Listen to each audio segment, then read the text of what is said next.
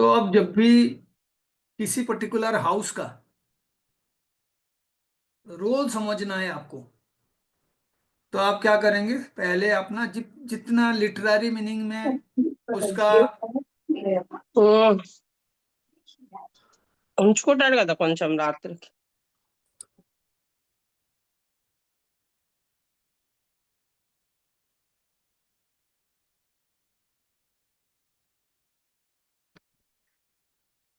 पहले आप शुरू यही करेंगे कि उस हाउस का सिग्निफिकेंस समझने के लिए हम देखेंगे कि उसका लॉर्ड कौन है, कोई भी हाउस के लिए, और उस हाउस में कौन से प्लैनेट बैठा हुआ है ना। उसके बाद हम अपना स्टडी जो है शुरू करेंगे। तो जैसे आप देखिए यहाँ पे हमारा जो फॉर्मूला वैदिक में बार बार हम यूज करते हैं वो ये है कि किसी भी हाउस में सबसे बड़ा रोल जो है उस प्लैनेट का होता है जो प्लैनेट उस हाउस में आके बैठा हुआ है। तो हम लोग पहला इनपुट क्या करेंगे, 12th हाउस में जुपिटर आके बैठा हुआ है। 12th हाउस में जुपिटर आके बैठा हुआ है। उसके बाद फिर से हम देखेंगे कि जुपिटर कौन से हाउस का लॉर्ड है। तो आप देखेंगे जुपिटर जो है 5th हाउस का लॉर्ड है, और जुपिटर जो है 2nd हाउस का लॉर्ड है ना, 2nd एंड 5th। उसके बाद आप देखेंगे जुपिटर का डिस्पोजिटर कौन है। तो आप कहोगे जुपिटर का डिस्पोजिटर जो है वो शुक्र है, वीनस। अब आप कहेंगे जुपिटर का स्ट्रेंथ कैसा है, कितना स्ट्रेंथ है जुपिटर का। तो आप देखिए स्ट्रेंथ के लिए भी मैंने आपको कई सारे फॉर्मूला बताए थे, तो हम उसी का अकॉर्डिंग देखते हैं। पहला तो स्ट्रेंथ क्या है कि जुपिटर जो है 4th साइन में एग्जल्टेड होता है, सबसे पावरफुल होता है 4th साइन में, कैंसर साइन में। तो आप बताइए जुपिटर कैंसर साइन के पास है या कैंसर साइन के दूर है। दूर है सर. दूर है, पास से सर। फोर्थ फ्रॉम ठीक है। फोर्थ। अब 4th फ्रॉम 4th है लेकिन वो दूर है। देखिए पहले ना जैसे ही आप लोग किसी भी पर्टिकुलर अंडरस्टैंडिंग को डिकोड करना शुरू कर दे तो आपका नॉलेज जो है कम हो जाता है।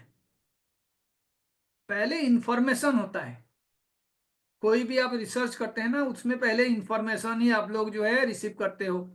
जितना इंफॉर्मेशन मिले, पहले क्या काम हो रखा है उस पर, उसके बाद आप क्या काम कर रहे हो, उसके लिए कहाँ से डाटा कलेक्ट करोगे।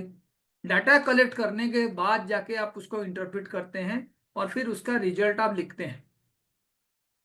पहले आपको ये पता होना चाहिए कि आप किस बात पे रिसर्च कर रहे हो, आपका रिसर्च का क्या वैल्यू है, कैसा चीज आप बाहर निकाल रहे हो जिससे दुनिया को बेनिफिट मिलेगा, या दुनिया में उस रिसर्च के बारे में लोगों का नॉलेज कम है, आप उस गैप को फिलअप करना चाहते हो। तो इसीलिए पहले आपको हमेशा इंफॉर्मेशन पे ध्यान देना है। और कहते हैं जो बड़े ज्ञानी लोग जिस रास्ते पे गए हैं आपको भी उसी रास्ते को ही फॉलो करना है। तो यहाँ पे जितने इनपुट्स मैं दे रहा हूं आप उसको धीरे धीरे धीरे धीरे नोट डाउन करेंगे। पहला क्या है, जुपिटर का स्ट्रेंथ। तो आप देखिए जुपिटर एक्सल्टेड होता है 4th साइन में, कैंसर साइन में। तो जुपिटर जो है कैंसर साइन से 4 दूरी पे है, यानी दूर है।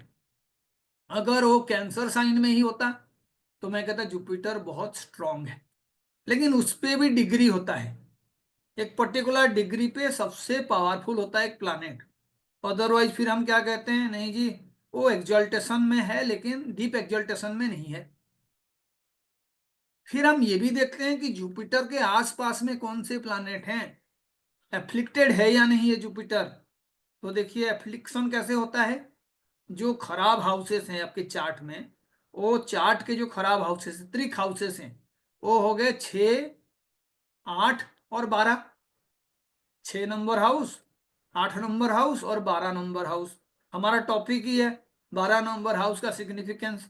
तो आप देखिए इधर 12 नंबर हाउस में जुपिटर बैठा हुआ है, और राहु जो है जुपिटर के और मूव कर रहा है। ठीक है, राहु जो है जुपिटर के और मूव कर रहा है। तो आपने ये भी देखा कि ये जन्म के बाद राहु का प्रभाव जैसे भी हो इस जातक के ऊपर होगा। राहु का डिग्री भी आपने देखा 0 डिग्री, इसका मतलब है Rahu is very close to Jupiter.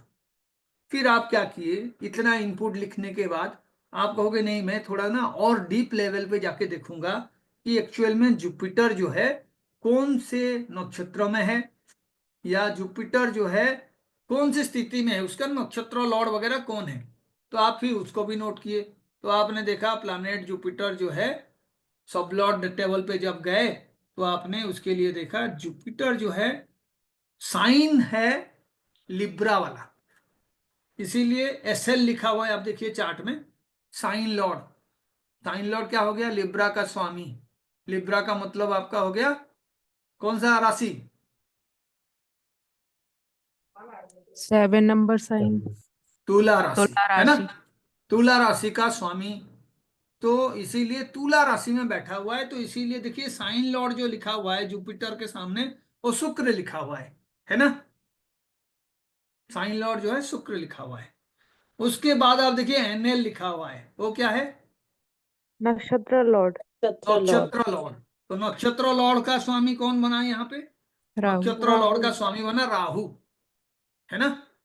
और आप देखिए फिर एसबी लिखा हुआ है, वो क्या है, सब लॉर्ड। सब लॉर्ड।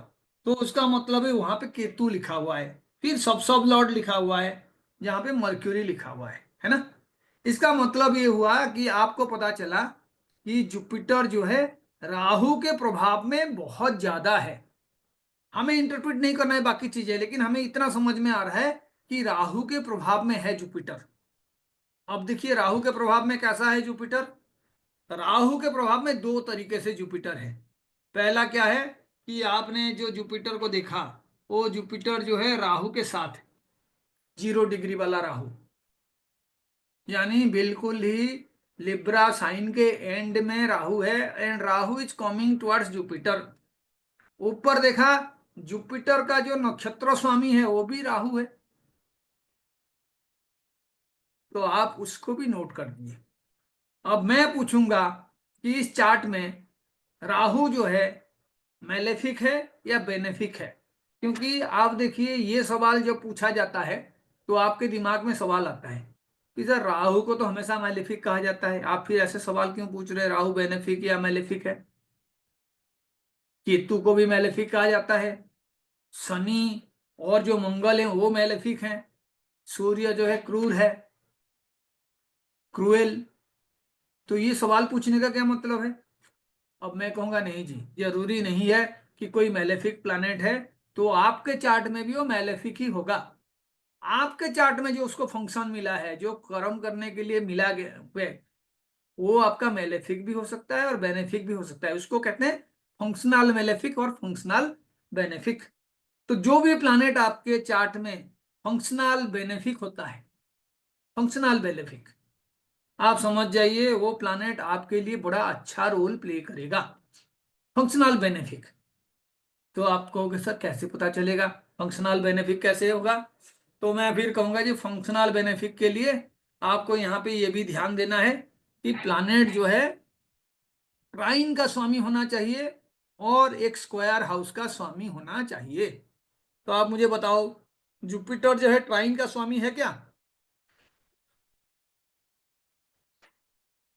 Yes sir. क्योंकि 1 5 9 ट्राइन होता है।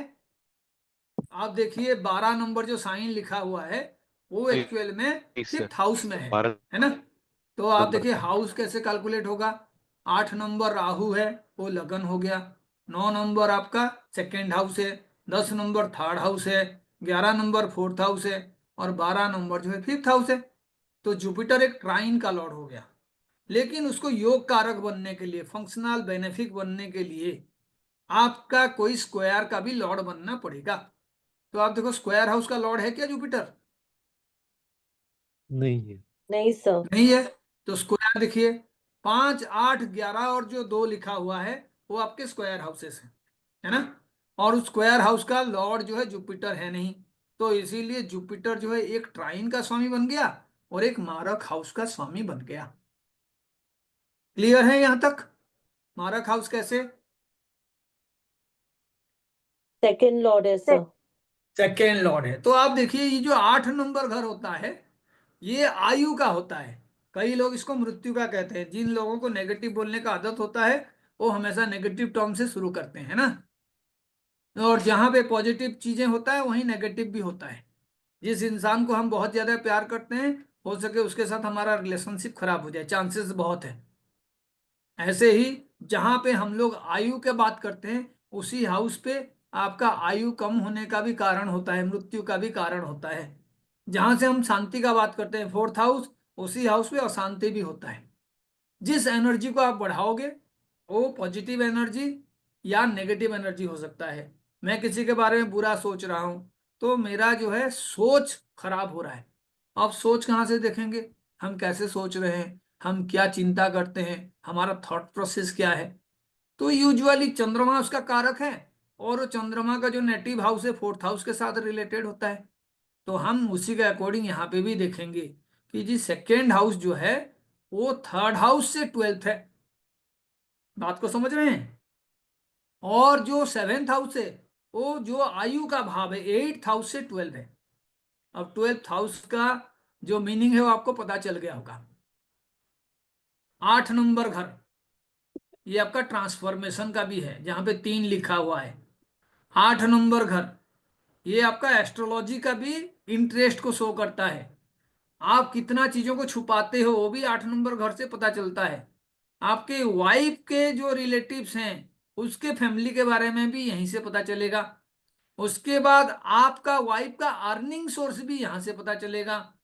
उसके बाद आप जो चीजों को छुपाते हो या कोई आप ऐसे जॉब में हो जो यूजुअली लोगों को बताया नहीं जाता। मानो कोई सीबीआई में है, कोई विजिलेंस में है जहां पे उसका आइडेंटिटी को छुपाया जाता है, कोई एनएसजी में है। तो इसका मतलब है कि 8 नंबर का बहुत बड़ा रोल है उसकी लाइफ में।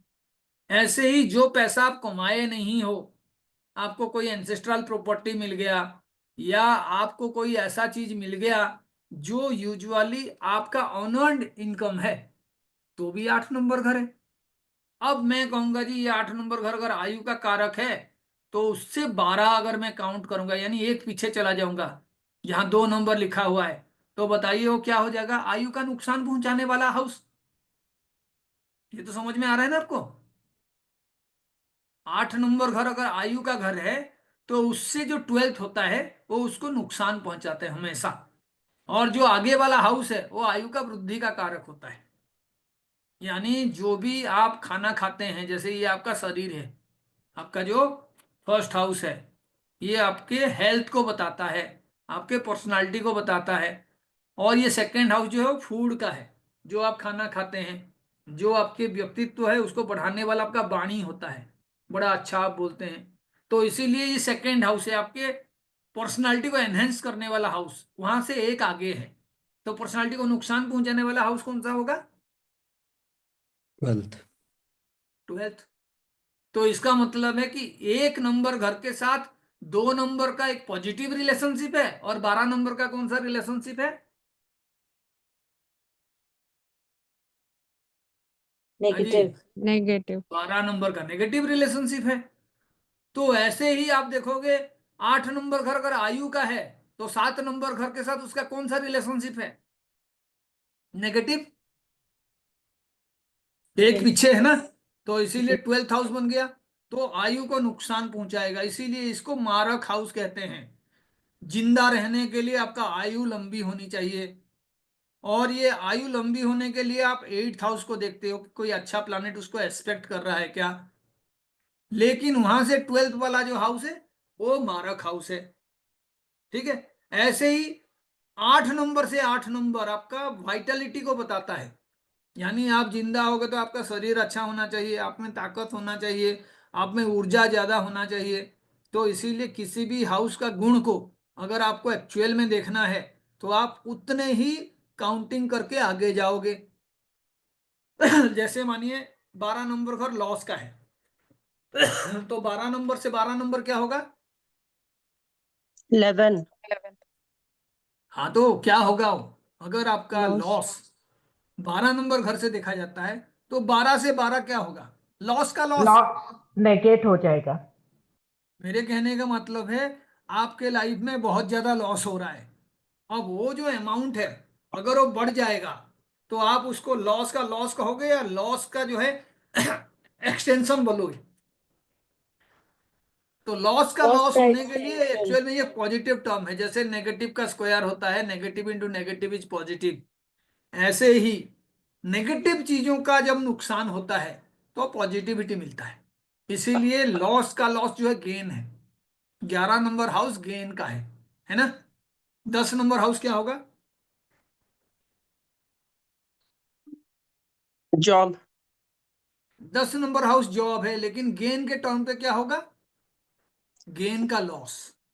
यस जो सर। आप कमा रहे हो, आपका अगर सैलरी बढ़ रहा है तो मैं कहूंगा कि वो जॉब के वजह से आपका जो है सैलरी एनहेंस हुआ है, वो 11 नंबर हाउस है। यानी जॉब को एनहेंस कराएगा, आपका स्टेटस बढ़ेगा, आपका प्रमोशन हुआ, आपको ज्यादा पैसा मिला, आपको इंक्रीमेंट हुआ। तो it is actually adding to the 10th house, जो कि 11th हाउस है। लेकिन 11th से 10th क्या होगा? आपका वो वक्त 12th खर्च वाला होगा काम रिलेशनशिप पे। है। ठीक है, आपका कोई डिमोशन हो गया, आपका जो है पैसा जो है रुक गया है, सैलरी में दिक्कत हो रहा है, तब भी आप क्या कहोगे? You are actually dealing with the loss of the 11th house. Profit के जगह पे लॉस हो रहा है। तो उस सेंस में हम कई सारे चीजों को निकाल सकते हैं। तो यहां पे हम लेकिन क्या करेंगे, 12 नंबर का सिग्निफिकेंस समझना है तो आप हर हाउस के पीछे उसका रोल को समझेंगे।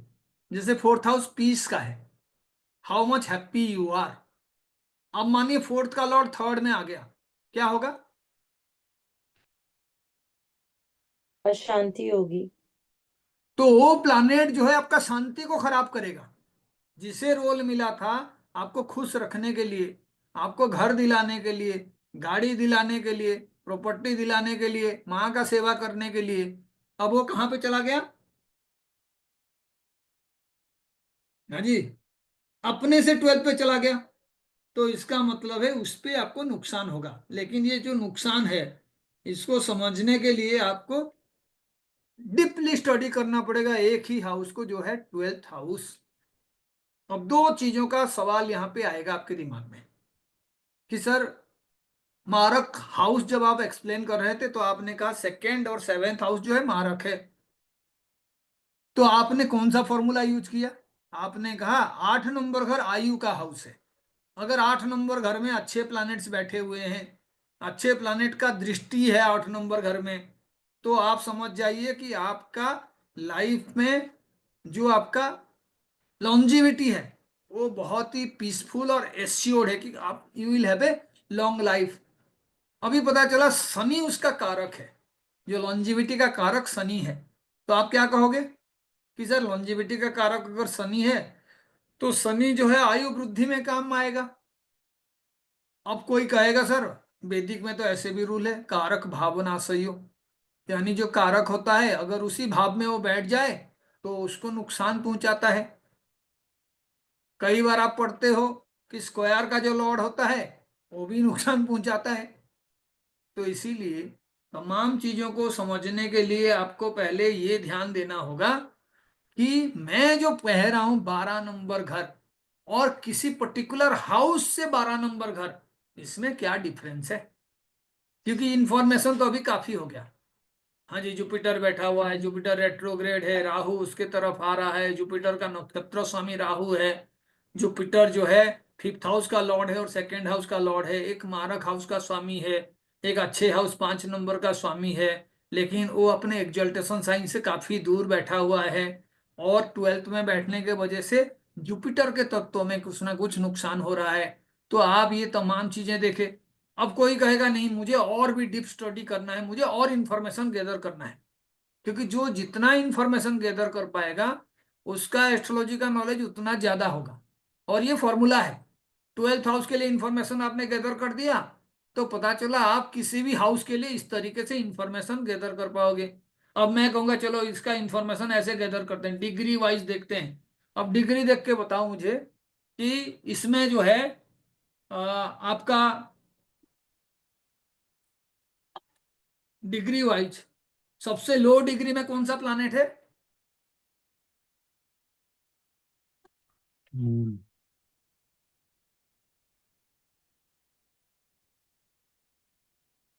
हाँ जी बताओ, मून सबसे लो डिग्री में कौन मून सा planet? Sir, Rahu Ketu then Ketu moon. then moon।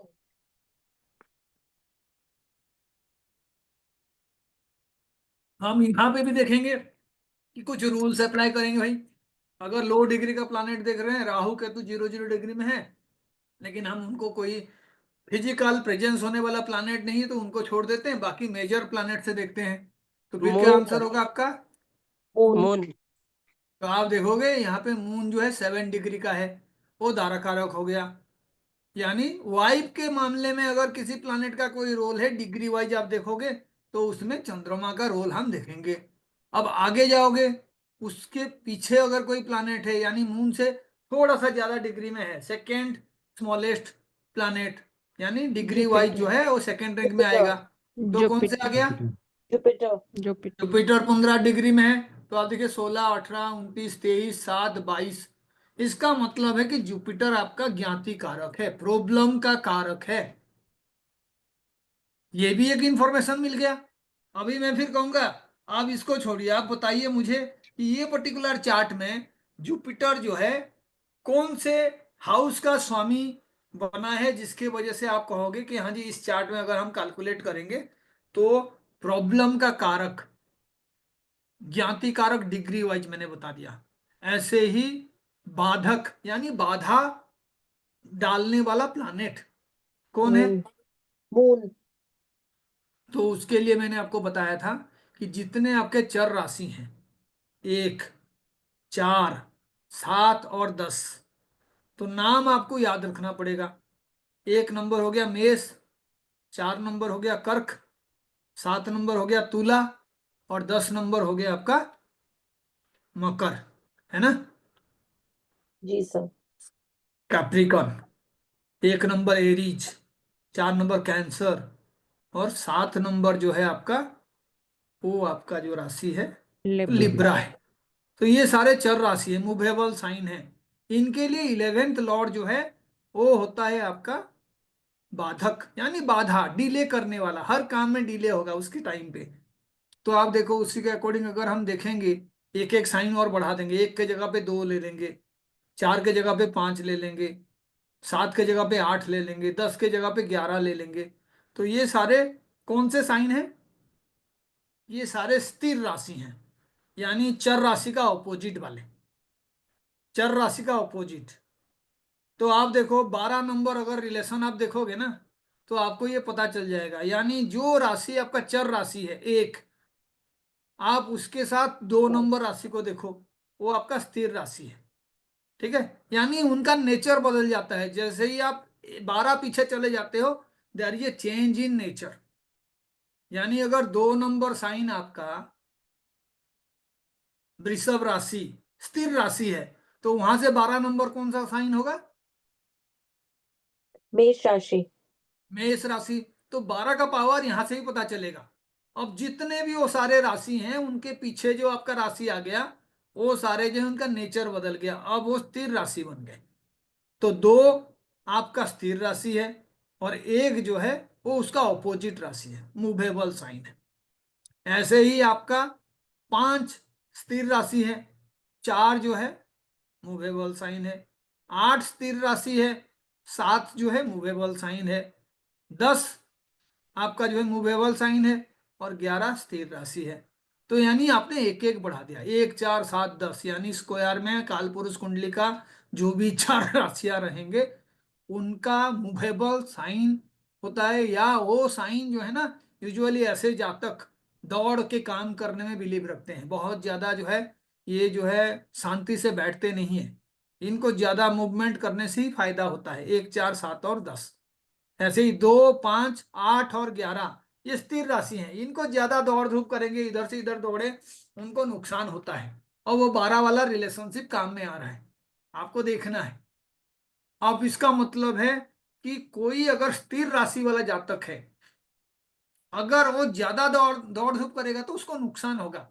लेकिन कोई मानो आपका जो है दौड़ धूप करने वाला इंसान है, वो थोड़ा सा लाइफ में ठहराव लाएगा, तो उसको बेनिफिट होगा। कोई बताएगा कैसे?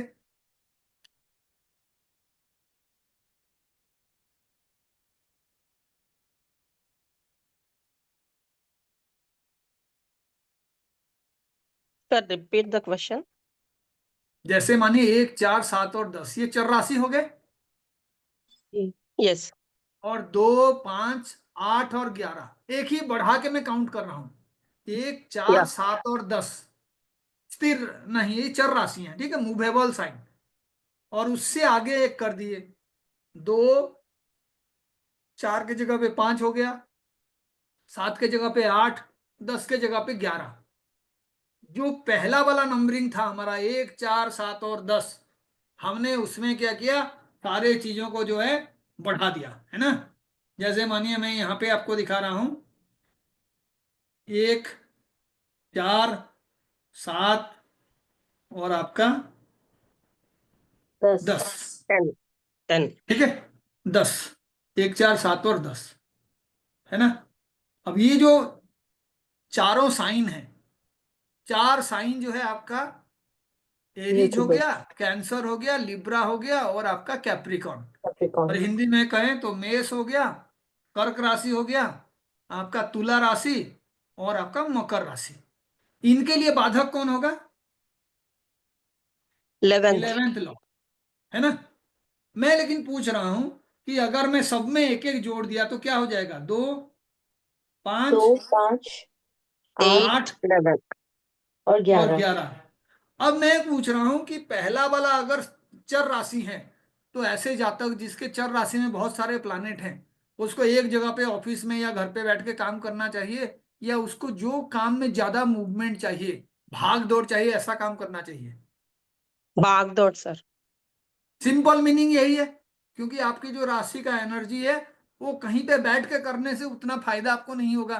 वो कह रहा है कि ये जो है दौड़ धूप करने वाला राशि है। लेकिन अब देखिए, जब वही इंसान जिसको एक्चुअल में दौड़ना चाहिए, वो लाइफ में थोड़ा सा पीस, पैसेंस, कहीं पे बैठने का भी आदत डाल दिया, उसको फायदा होगा या नुकसान होगा? Loss. बताइए, यही तो क्वेश्चन था। उसको फायदा होगा। Okay. क्यों फायदा होगा? आप देखिए, सारे साइन जो है ना, चर राशि से आगे वाले साइन है। Are you getting it? वृद्धि होगी। Yes. Second Okay. हाउस किसी भी प्लानेट Second. का Okay. उस एनर्जी को एनहेंस करता है, इसीलिए बहुत ज्यादा दौड़ने वाले कभी भी लाइफ में उन्नति नहीं करते हैं। वो एनर्जी हो सकता है, आप देखना मैराथन में सबसे पहले जो फास्ट दौड़ता है वो अभी भी जीतता नहीं है। उसको एक पेस मेंटेन करना होता है, रिदम मेंटेन करना होता है, तभी जाके वो लॉन्ग डिस्टेंस तक रन कर सकता है। तो इसीलिए सिर्फ दौड़ने से कुछ नहीं होगा, आपको पैसेंस रखना होगा। लेकिन मैं उल्टा कह दूं, स्थिर राशि वाला दौड़ने लगेगा तो क्या होगा? उसको लॉस होगा। उसको लॉस होगा, क्योंकि वो 12th हाउस को एक्टिव कर रहा है। इसका मतलब Yes. उसको बड़े पीसफुली ऐसे काम करना चाहिए, ऑफिस बना दिया, बैठा रहा, लोग उसके लिए दौड़ रहे हैं, काम कर रहे हैं, वो सारा दिमाग लगा रहा है। अब थर्ड वाला राशि क्या होगा? ये सारे जो मैं लिख Dual. रहा हूं आप देख लीजिए, 3, Dual signs. 6, 3, 9, 9 और 12, इनके लिए 12. जो है आपका वो 7th हाउस जो है, ये सारे जो है इनके लिए क्या है? बाधक. बाधक। ये आप स्क्रीनशॉट भी ले लेना, इस पे आपका आ जाएगा जब आप देखेंगे तो ये बाधक। अब ये मीनिंग क्या है बाधक, किसका मतलब? ऐसे Trouble. लोगों का जो भी प्लानेट है बाधक, और जो उसका साइन है बाधक केस का साइन, यानी बाधक हाउस का जो लॉर्ड है उसको बाधक केस कहते हैं, लाभ का जो लॉर्ड है उसको लाभेश कहते हैं, धन का जो लॉर्ड है उसको धनेश कहते हैं। जहां पे आपको कोई ऐसे टर्म ना मिले, अष्टम का लॉर्ड है अष्टमेश कहते हैं, सुख का जो लॉर्ड है सुखेश कहते हैं, 4th हाउस का लॉर्ड को। 5 नंबर का पंचमेश कह दोगे अगर आपको टर्म नहीं मिला। व्यय भाव का व्ययेश, है ना। तो ये हमने बता दिया। अब आपको इसी को हमारे नॉलेज में यूज करना है कि हाँ जी, जो हमने चार्ट देखा था, क्या उसके अकॉर्डिंग जुपिटर जो है बाधक है, या बाधक हाउस के साथ उसका कुछ रिलेशनशिप है? बताइए। नहीं सर। कैसे नहीं है? यही तो देखना है। मैंने बोला था आपको धीरज रखना है। तो आप देखिए, इस चार्ट में Rela- बाधक कौन है 9th हाउस का Lord? Moon, sir. Moon is चंद्रमा प्लेस्ड इन किसके साइन में गुरु बैठा साइन, हुआ है? वही जुपिटर साइन। चंद्रमा जुपिटर के साइन में बैठा हुआ है। अब चंद्रमा बाधक है, तो बाधा यस, किस तरीके का होगा बताइए मुझे। Child education, matter. थॉट से। तो अब ये चाइल्ड, सवाल जो है इतना आसान नहीं है कि हम एक बार में बोल दें। अब बाधक जहां पे बैठेगा उस हाउस से रिलेटेड बाधा क्रिएट करेगा। अब पता चला जातक 20-22 साल का है, तो हम क्या कहेंगे भाई, इसका एजुकेशन में लॉस हो सकता है। क्योंकि यस जो सर। आपका बेसिक एजुकेशन है, जो फाउंडेशन है, और खास करके जो जुपिटर का साइन है, ऐसे इंसान का धर्म के लिए बहुत ज्यादा इंटरेस्ट नहीं होगा। ऐसे क्यों कहूंगा मैं?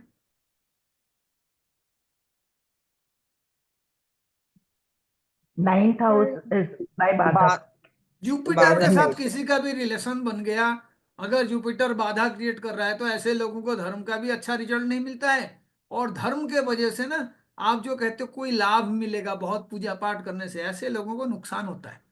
अब बहुत जगह पे आप ये देखोगे, लेकिन मैं सिर्फ ब्रीफ ये करना चाहता हूं।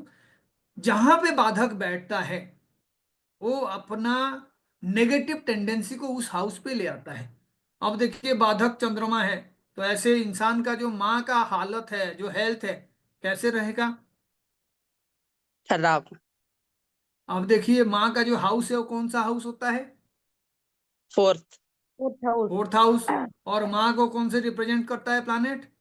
चंद्रमा। मून। तो आप यस। मून देखिए मून। यहाँ पे 12 नंबर साइन में जो भी प्लैनेट रहता है, उसका नेचुरल टेंडेंसी लॉस करने का होता है।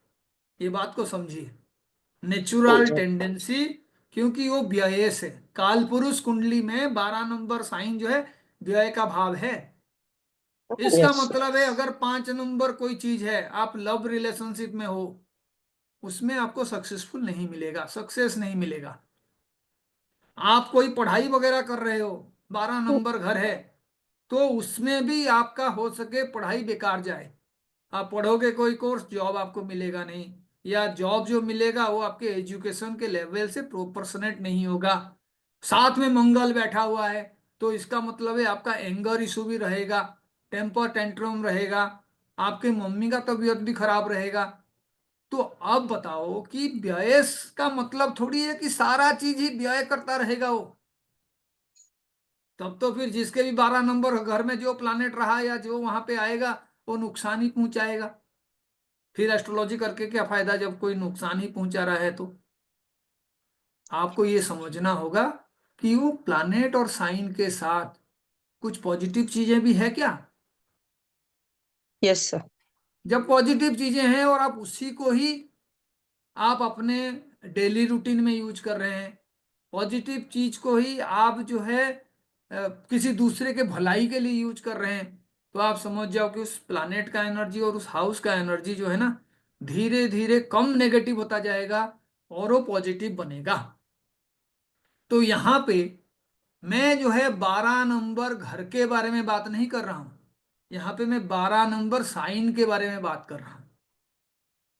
और यहाँ पे 12 नंबर साइन से जो लॉस का बात मैं कर रहा हूं, वो मैं उस प्लानेट को देख के कर रहा हूं जो वहां पे बैठा हुआ है। टेंडेंसी रहेगा छोटे से बात पे दुखी हो जाना, बहुत ज्यादा ओवर थिंकिंग करना, मम्मी का तबीयत खराब होना, आपको गुस्सा का प्रॉब्लम रहना, आप जो है कोई लैंडेड प्रॉपर्टी वगैरह है उसको भी नुकसान पहुंचाओगे। क्यों कह रहा हूं ऐसे? Because it's placed in loss house. क्योंकि हाउस ऑफ लॉस जो कालपुरुष कुंडली का है, वहां पे ये प्लानेट बैठे हुए हैं। और ये प्रेडिक्शन और ज्यादा अच्छा इसीलिए हो रहा है क्योंकि वो चंद्रमा जो है, वो बाधक भी है। मैं कनेक्ट कर रहा हूं। अभी जुपिटर भी उसी के वजह से नुकसान का कारक बनेगा, क्योंकि जुपिटर जो है उस बाधक के साथ लिंक बना रहा है। तो आप अभी मुझे बताइए कि जुपिटर 12th हाउस में बैठा हुआ है, वो किस तरीके का खर्च कराएगा, और 12 साइन में बैठा हुआ प्लानेट किस तरीके का खर्च कराएगा? क्या दोनों सेम है या दोनों अलग अलग हैं? अलग अलग है।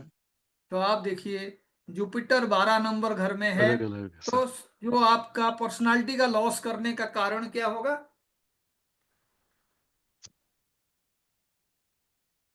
पर्सनालिटी का लॉस। तो किस वजह से Health is जुपिटर होगा पर्सनालिटी का लॉस का कारण? आप कुछ करोगे तभी तो Isolation. होगा। एक तो रेट्रो I, प्लानेट है। अब हमने ये बात नहीं किया कि रेट्रो प्लानेट कैसे रोल प्ले करेगा। रेट्रो प्लानेट का मतलब है कि जो एक्चुअल में बार बार पीछे मुड़ के देखना चाहता है, बार बार पीछे मुड़ के देखना चाहता है।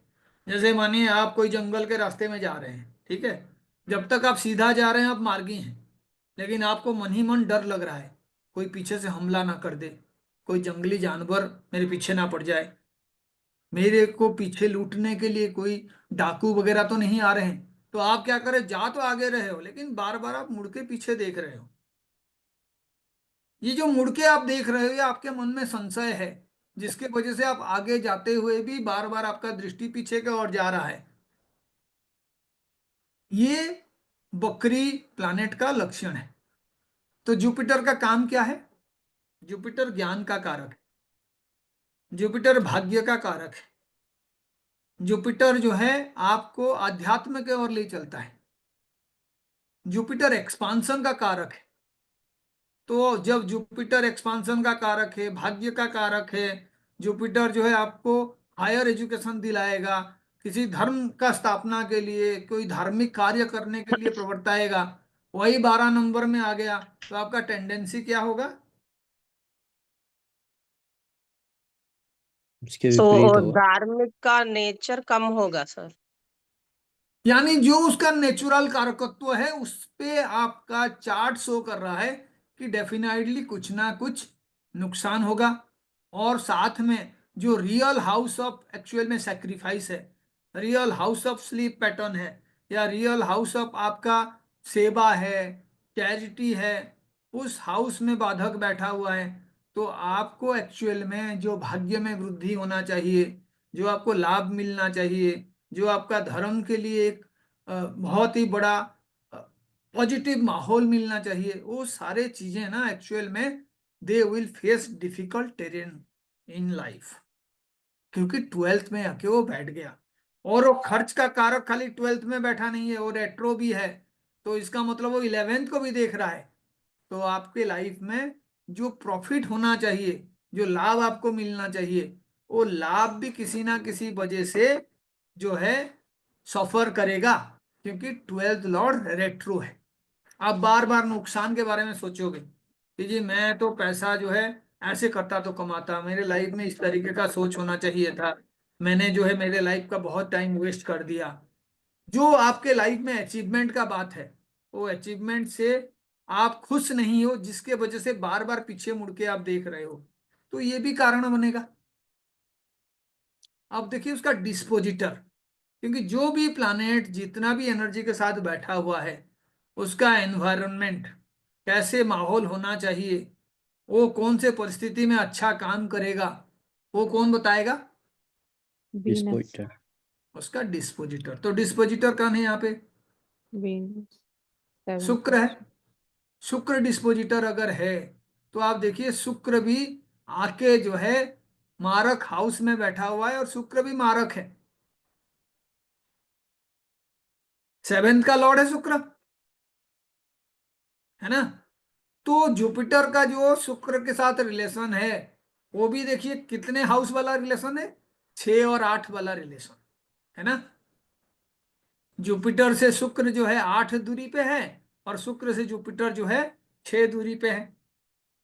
तो आप Shadashtak. देखो षडाष्टक अगर कॉम्बिनेशन बन गया तो जो लॉस हो रहा है उसके पीछे कौन सा कारण रह सकता है? वीनस एक कारण डेफिनेटली रहेगा, है ना। हो सके आप जो है ना लाइफ को बहुत ज्यादा एम्फासिस नहीं देके शुक्र को बहुत ज्यादा एम्फासिस दिए, तो इसका मतलब है हो सके आप लव रिलेशनशिप के लिए बहुत ज्यादा जो है अपना टाइम वेस्ट किए हो, और आपको जो है लाइफ में लग्जरियस लाइफ जीने का बड़ा इंटरेस्ट है, गाड़ी खरीदना है, बड़ा घर करना है, तो आप पैसे के लिए अहमियत दे रहे हो, और आप एक्चुअल जो एजुकेशन है उस पे आप अहमियत नहीं दे रहे हो, ये भी कंडीशन है। तो आप यहाँ पे लेकिन देखोगे ये सारे तभी होगा जब आप अपना लाइफस्टाइल को ना उसी के अकॉर्डिंग इन्फ्लुएंस करते जाओगे, क्योंकि अल्टीमेटली आपको जो भी रिजल्ट मिलता है वो रिजल्ट आपके कर्मों के वजह से मिलता है। 12 नंबर घर है, वो खर्च करने आएगा। लेकिन अगर मैं चैरिटी करना शुरू कर दिया, अगर मैं मानो हॉस्पिटल में सेवा करना शुरू कर दिया, वीनस के साइन में जुपिटर है, अगर मानो मैं जो है गर्ल चाइल्ड को पढ़ाना शुरू कर दिया, वीनस का मतलब है कि किसी लेडी को रिप्रेजेंट कर रहा है वो प्लैनेट, उसके साइन में जुपिटर है। मानो मैंने लाइफ में कोई जो है गर्ल के मैरिज के लिए कुछ हेल्प किया, कोई गरीब आदमी का बच्ची का शादी हो रहा है, मैं अपने जो है कैपेसिटी के हिसाब से हेल्प किया, या कुछ लोगों से कुछ डोनेशंस वगैरह कलेक्ट किया और उसको मैंने खर्च किया। इसका मतलब क्या है, मैं अपना 12th हाउस का एनर्जी को लॉस नहीं कर रहा हूं, I am actually increasing that. मैं मानो पूजा पाठ किया, अध्यात्म में मेरा रुचि हुआ, मैं धार्मिक स्थलों का जो है अ, आना जाना वहां पे किया। इसका मतलब है कि जो जुपिटर एक्चुअल में नैसर्गिक कारक है 9th हाउस का, मैं अपना 9th हाउस का जो एनर्जी है, उस एनर्जी को, एक मिनट, हाँ।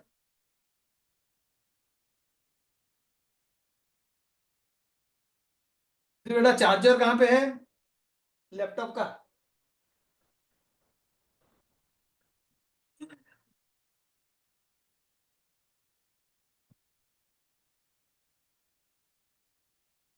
है ना, ऑन कर दे।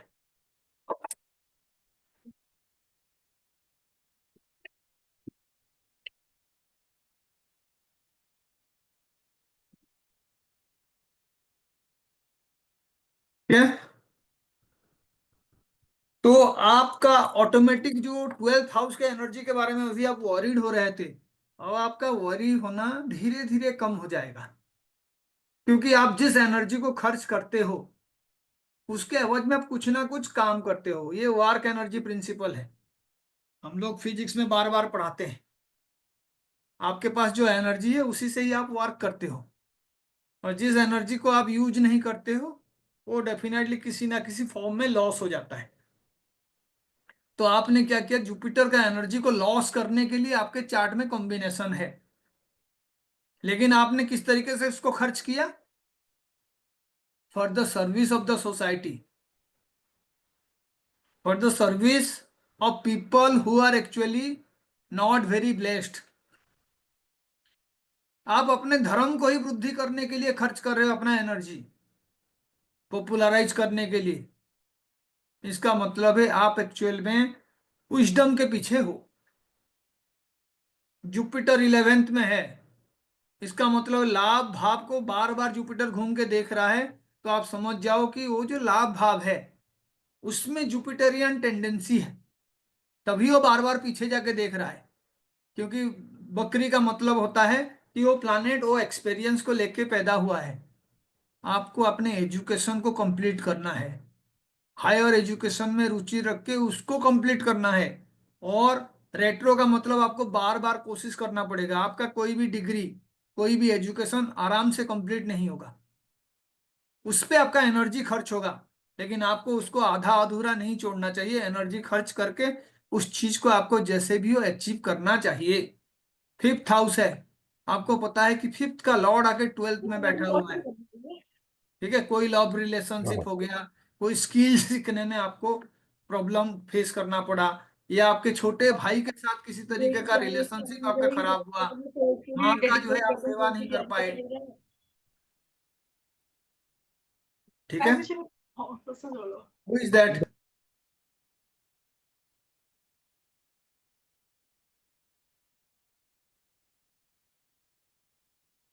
तो इस तरीके का जो कॉम्बिनेशन है वो आपको समझ में आ जाएगा जब आप 12th हाउस के बारे में देखोगे।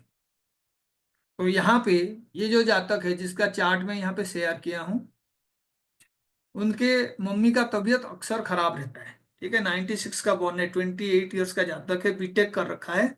लेकिन बीटेक करने के बाद भी ये जो है अपने जॉब का कोशिश कर करके 5 साल हो गया, he could not succeed in getting a job.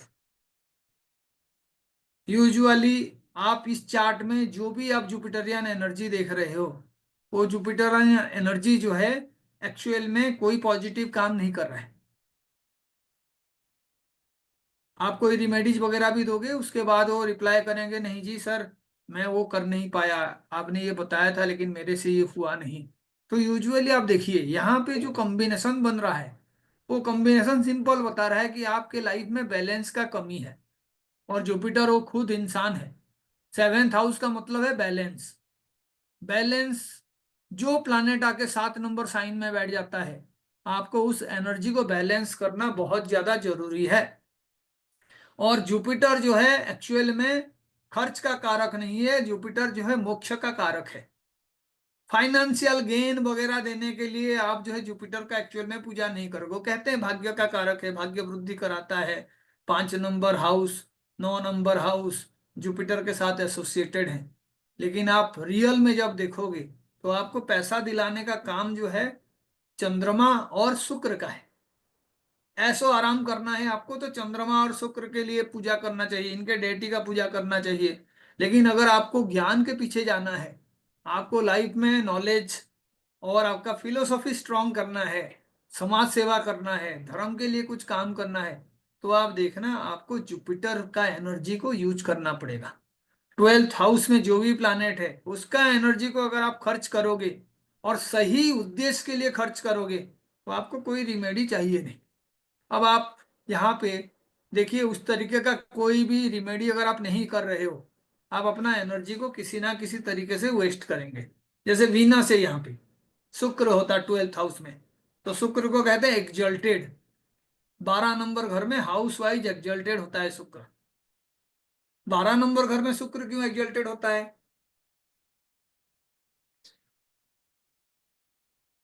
मोक्ष कारक। मोक्ष कारक शुक्र है नहीं। 12 बैड नंबर हाउस जो भोग पर का बैड हाउस है, प्लेजर्स। Bad pleasure. भोग का कारक 12 नंबर घर है ना। खर्च तभी करोगे ना, आपके पास बहुत पैसा है लेकिन आप उसमें कोई ड्रेस नहीं खरीदते, कहीं घूमने नहीं जाते हो, पैसे को इकट्ठा ही करते हो। तो इसका मतलब क्या है, 1 नंबर और 12 नंबर का जो कॉम्बिनेशन है वो एक्चुअल में है नहीं, नेगेटिव कॉम्बिनेशन है आपके पास, है ना। पैसा तो कमाते हो लेकिन उसको खर्च नहीं करते, भोग नहीं करते हो, आप एंजॉय नहीं करते हो। कोई दूसरा आपके पैसे को एंजॉय करता है। अब शुक्र जो है एंजॉय करने का कारक है, एंजॉयमेंट, हैप्पीनेस। शुक्र जो है लग्जरी का कारक है। तो आप अपना पैसे को लेके कहीं पे घूमने जा रहे हो, फॉरेन ट्रिप में जा रहे हो, लग्जरियस घर में रह रहे हो, होटल में खाना खा रहे हो, और उसके लिए आपके मन में किसी तरीके का सोच भी नहीं है कि मैं बेकार में खर्च किया, मैं जो है इतना खर्च करना नहीं चाहिए था। You are enjoying actually. इसका मतलब है कि your Venus is very strong. और वो वीनस जो है इसीलिए एक्सल्टेड होता है, क्योंकि आप यहाँ पे आए हुए हो। उसका कारण दो ही हो सकता है। एक तो या तो आप ये जीवन और मृत्यु के चक्र से जो है छुटकारा पाना चाहते हो, you don't want to be getting birth again. या तो आप जो लाइफ मिला है वो लाइफ बहुत कम समय के लिए मिला है, तो जितना दिन भी हम रहेंगे खुशी से जिएंगे। यावत जीवेत सुखम जीवेत, ऋणम कृत्वा घृतम पिबेत। यानी जितना दिन तक जियोगे खुश होके रहो, और अगर जरूरत हुआ तो कुछ लोन ले लो और उसमें आप घी खरीद के खाओ। तो ये जो फिलोसफी है, ये शुक्र का 12th हाउस में रहने से फिलअप होता है। लेकिन आप देखिए, अगर शुक्र का एनर्जी सही है आपके पास, तो आप जो एंजॉयमेंट करोगे वो रियल सेंस में खुद के पैसा कमा के बहुत ही पॉजिटिव लाइफस्टाइल के साथ आप करोगे। पता चला छठे का लॉर्ड जो है 12th में आ गया, तो आप खर्च कैसे करोगे? मेडिकल हेल्थ, बीमारी हेल्थ में। इश्यूज। ऋण रिपू रोग पर। रेपो रोक पे खर्च करोगे, या तो आप लोन लेके खर्च करोगे। दोनों ही कॉम्बिनेशन है, छठे हाउस लोन का भी है। तो आप जो खर्च कर रहे हो उसके पीछे छठे हाउस का रोल होगा। आपने मानो लोन लेके कोई चीज खर्च किया, घर खरीदा या कुछ भी किया, तो आप देखो वहां पे 6 का 12 के साथ जो है रिलेशनशिप बन गया। 4th हाउस का लॉर्ड 12th हाउस में है, क्या मतलब हुआ? अपनी लग्जरीज पे खर्च करो। Property, lands. आपने प्रॉपर्टी खरीदने में खर्च किए, आपने लैंड खरीदने में खर्च किए, आपने व्हीकल खरीदने में खर्च किए, तो 4th और 12th का लिंक बन गया। इसका हाँ सर। मतलब है कि आप जो कर रहे हो ना, उस हाउस के साथ उसका जो प्राइमरी कारकत्व है उसी को जोड़ रहे हो। जैसे 3 नंबर पराक्रम का स्वामी है, 3 नंबर का लॉर्ड 9 नंबर हाउस पे आ गया, आप किस पे पराक्रम दिखाओगे? गुरु पर। फादर।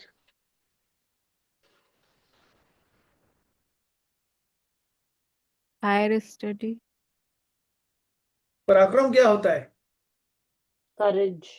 करेज। तो आप फादर को दिखाते हो करेज, थर्ड हाउस। गुरु को दिखाते हो करेज। एजुकेशन।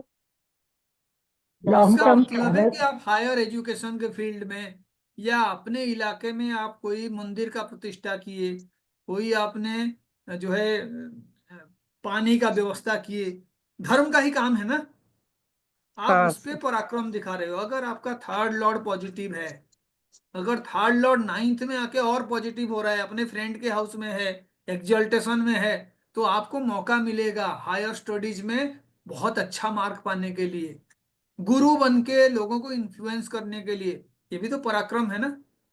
पराक्रम एक यस। पॉजिटिव वर्ड है जिससे लोग आपका लोहा मानते हैं। नहीं जी, ये इंसान ना अपने फील्ड में महारत हासिल किया हुआ है, ये इंसान जो है बहुत ही करेजियस है, इस इंसान ने धर्म के लिए बहुत काम किया है, इन्होंने अपने रिलीजन के लिए, लोगों के अच्छाई के लिए, पिलग्रिमेज के लिए काम किया है। थर्ड लॉर्ड है, आप अपना पराक्रम दिखा रहे हो। अदरवाइज तो लोग डरते हैं, पैसा क्यों खर्च करेंगे भाई, दूसरे का लाभ से मेरे को क्या मिलेगा, मैं क्यों दूसरों के लिए अपना एनर्जी वेस्ट करूं, ये भी तो सोच होता है। थर्ड हाउस जब आपका पराक्रमेश बन के किसी पर्टिकुलर हाउस में रहा, तो आप उस हाउस पे काम करके जो है एक्चुअल में प्रशंसा लाभ करोगे, आप जो है अपना एनर्जी को यूज करोगे। पराक्रम का मतलब एनर्जी भी है, आप अपना एनर्जी शो कर रहे हो उस फील्ड में, गुरु बन के एनर्जी शो कर रहे हो, हायर एजुकेशन में एनर्जी शो कर रहे हो, आप जो है नाइन्थ हाउस से रिलेटेड कोई काम करके कर रहे हो, फादर ने जो भी प्रॉपर्टी वगैरह और जो नाम कमाए हैं आप उससे आगे जा रहे हो, आप उनके साथ मिलके आपका जो स्टेटस है उसको बढ़ा रहे हो, सिंपल है। लेकिन आपने क्या किया, थर्ड हाउस को देखे कि उसका लॉर्ड नाइन्थ में बैठा हुआ है, और आपने जो है पढ़ाई लिखाई कुछ किया नहीं, आपने जो है नेगेटिव कर्मों करके धर्म के अगेंस्ट में ही काम किए। अब ये भी पराक्रम है, मिसबिहेव करना, गुंडागर्दी करना, किसी भी तरीके से कोई चीज को डिस्टरबेंस करना, राक्षसों का प्रकृति था, वो पराक्रम दिखाते थे।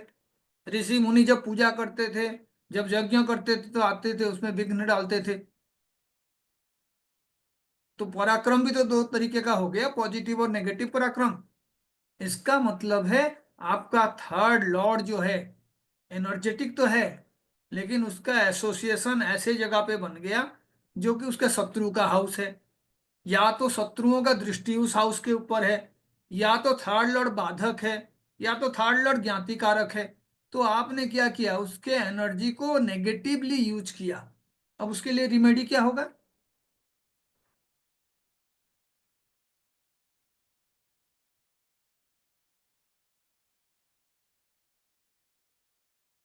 सबसे पहला रिमेडी है कार्मिक रिमेडी। जितना पॉजिटिव यूज गलत करो। आपने कर दिया, you have to stop that. आपका एनर्जी को आप जिस तरीके से खर्च कर रहे हो, पहला स्टेप है उस खर्च करने वाला एनर्जी को कंट्रोल कर दो, खर्च कम कर दो उसका। उसके बाद उसको पॉजिटिव काम में जोड़ो। डॉक्टर के पास जाओगे, कोई सिगरेट पी रहा है, उसका आदत बन गया है, अब डॉक्टर नहीं कहता कि आप एक ही दिन में छोड़ दो। जो अच्छा डॉक्टर होगा डेफिनेटली कहेगा जी ये एंटी निकोटिन दवाई में दे रहा हूं, और आप कोशिश करो एक ग्रेजुअल प्रोसेस में नंबर ऑफ सिगरेट्स पीना जो है कम कर दो, सो दैट 3 महीने में, 2 महीने में ये ना के बराबर हो जाए। He will give a time. हमें भी ऐसे ही करना है। आदत से हम लोग बहुत जल्दी बदल नहीं सकते हैं, हमें ग्रेजुअल वे में, सिस्टमेटिक वे में वो चीजें करना है। तो सिंपल सा चीज है, थर्ड लॉर्ड जो है 12th में चला गया, आपका एनर्जी कैसे लॉस होगा?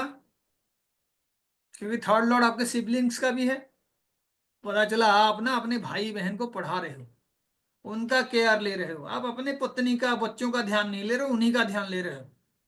So your energy is focused on third house.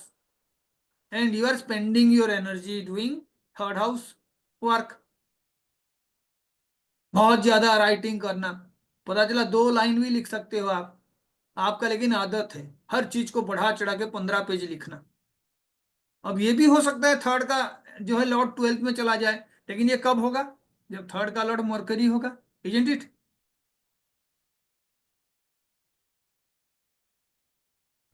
आपको ये समझना पड़ेगा कौन से प्लानेट क्या कारकत्व है और उसका एनर्जी कैसे लॉस हो रहा है। अब मानिए थर्ड का लॉर्ड सेकंड में है और थर्ड का लॉर्ड 12th में है, दोनों में कुछ डिफरेंस है?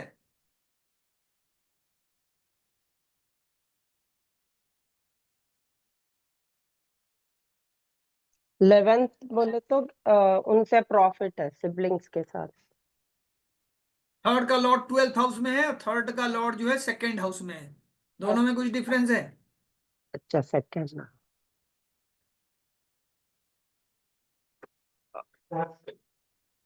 पहले तो क्या रिलेशनशिप है बताना।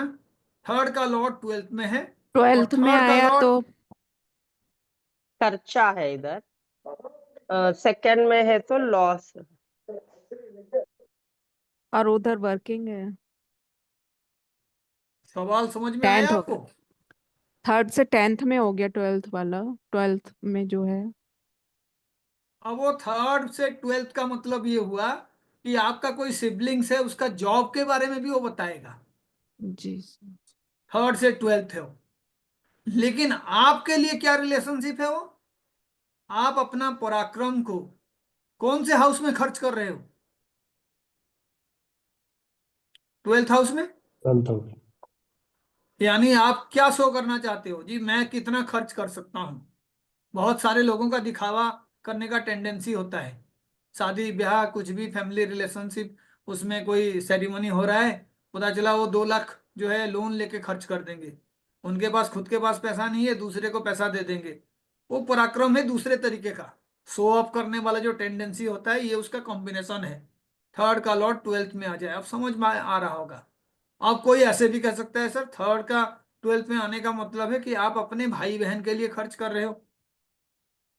थर्ड का मतलब है कि थर्ड के जो बॉडी पार्ट्स हैं, थर्ड हाउस वाला, उसके वजह से भी कोई खर्च हो सकता है। लेकिन वो कॉम्बिनेशन जो है आप हमेशा और हाउसेस को लिंक करके देखोगे, कभी भी कोई प्रेडिक्शन आधा अधूरा नहीं होना चाहिए, ये बेसिक प्रेडिक्शन है। तो आप देखो थर्ड का लॉस सेकेंड हाउस से पता चलेगा, थर्ड का लॉस है ना। तो थर्ड जो है अगर आपका पराक्रम है और उसका लॉर्ड सेकंड में चला गया, तो उसका मतलब ही ये हुआ कि यूजुअली बिना जरूरत के टाइम में अपना अपना पराक्रम दिखाओगे। थर्ड का लॉर्ड अपने से 12th में आ जाना, लेकिन थर्ड का लॉर्ड 12th हाउस में आ जाना, इसका मतलब है आपके खर्च का जो रिलेशनशिप है ना, थर्ड हाउस के साथ बन गया। और वो डिपेंड करेगा कि थर्ड का लॉर्ड कौन है, 12th का लॉर्ड कौन है, कौन कौन से हाउस एक्टिव हो रहा है। एक्टिवेशन और टाइम सबसे इंपॉर्टेंट है प्रेडिक्शन के लिए, नहीं तो आप जनरल प्रेडिक्शन ही करोगे। पता चला आपका थर्ड हाउस का दशा चल रहा है, थर्ड हाउस लॉर्ड का, और आपका जो है 12th हाउस लॉर्ड का दशा चल रहा है, थर्ड और 12th का। आपको अपना पैटर्न समझ में आ जाएगा किस तरीके का आप खर्च कर रहे हो। आपको रियल टाइम पे जाना है। जैसे मैं आपको एग्जांपल दिखा रहा हूं कि आप क्या करोगे, जो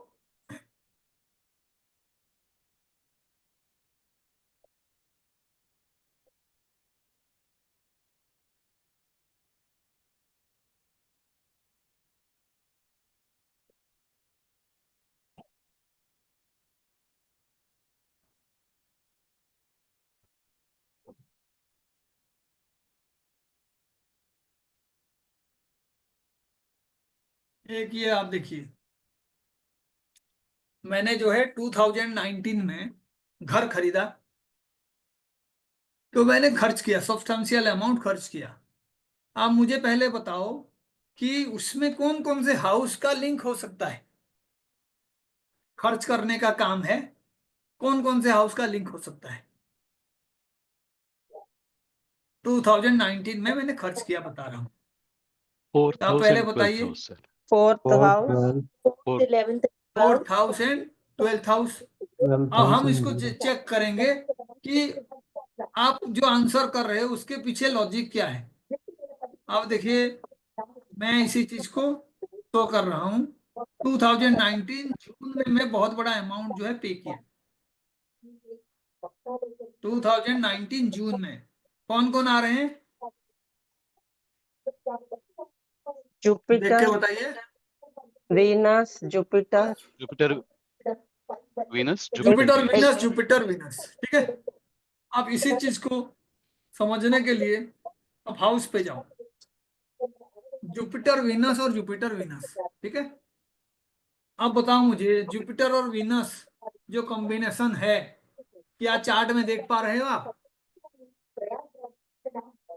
ट्राइन टू ईच अदर। मैं इसीलिए आपको कह रहा था, आप चीजों को समझो। जुपिटर विनस का रोल आप देखिए।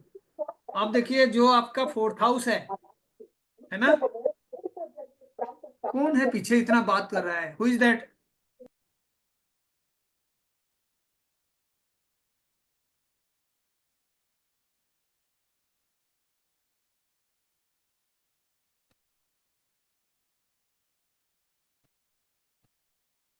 देख रहे हैं जुपिटर विनस का कोई रोल है यहाँ पे दिख रहा है? देख के बताइए।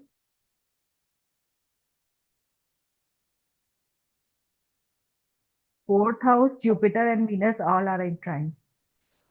4th house sir, Jupiter and Venus all are in trine. आपको मैंने सेकेंड बोला हाउस, था कि जो आपका सेकेंड नक्षत्र लॉर्ड साइन होता है, कनेक्शन। जो आपका नक्षत्र लॉर्ड होता है ना, उसका बहुत बड़ा रोल होता है आपके लाइफ में। कोई भी पर्टिकुलर काम में नक्षत्र लॉर्ड कौन है?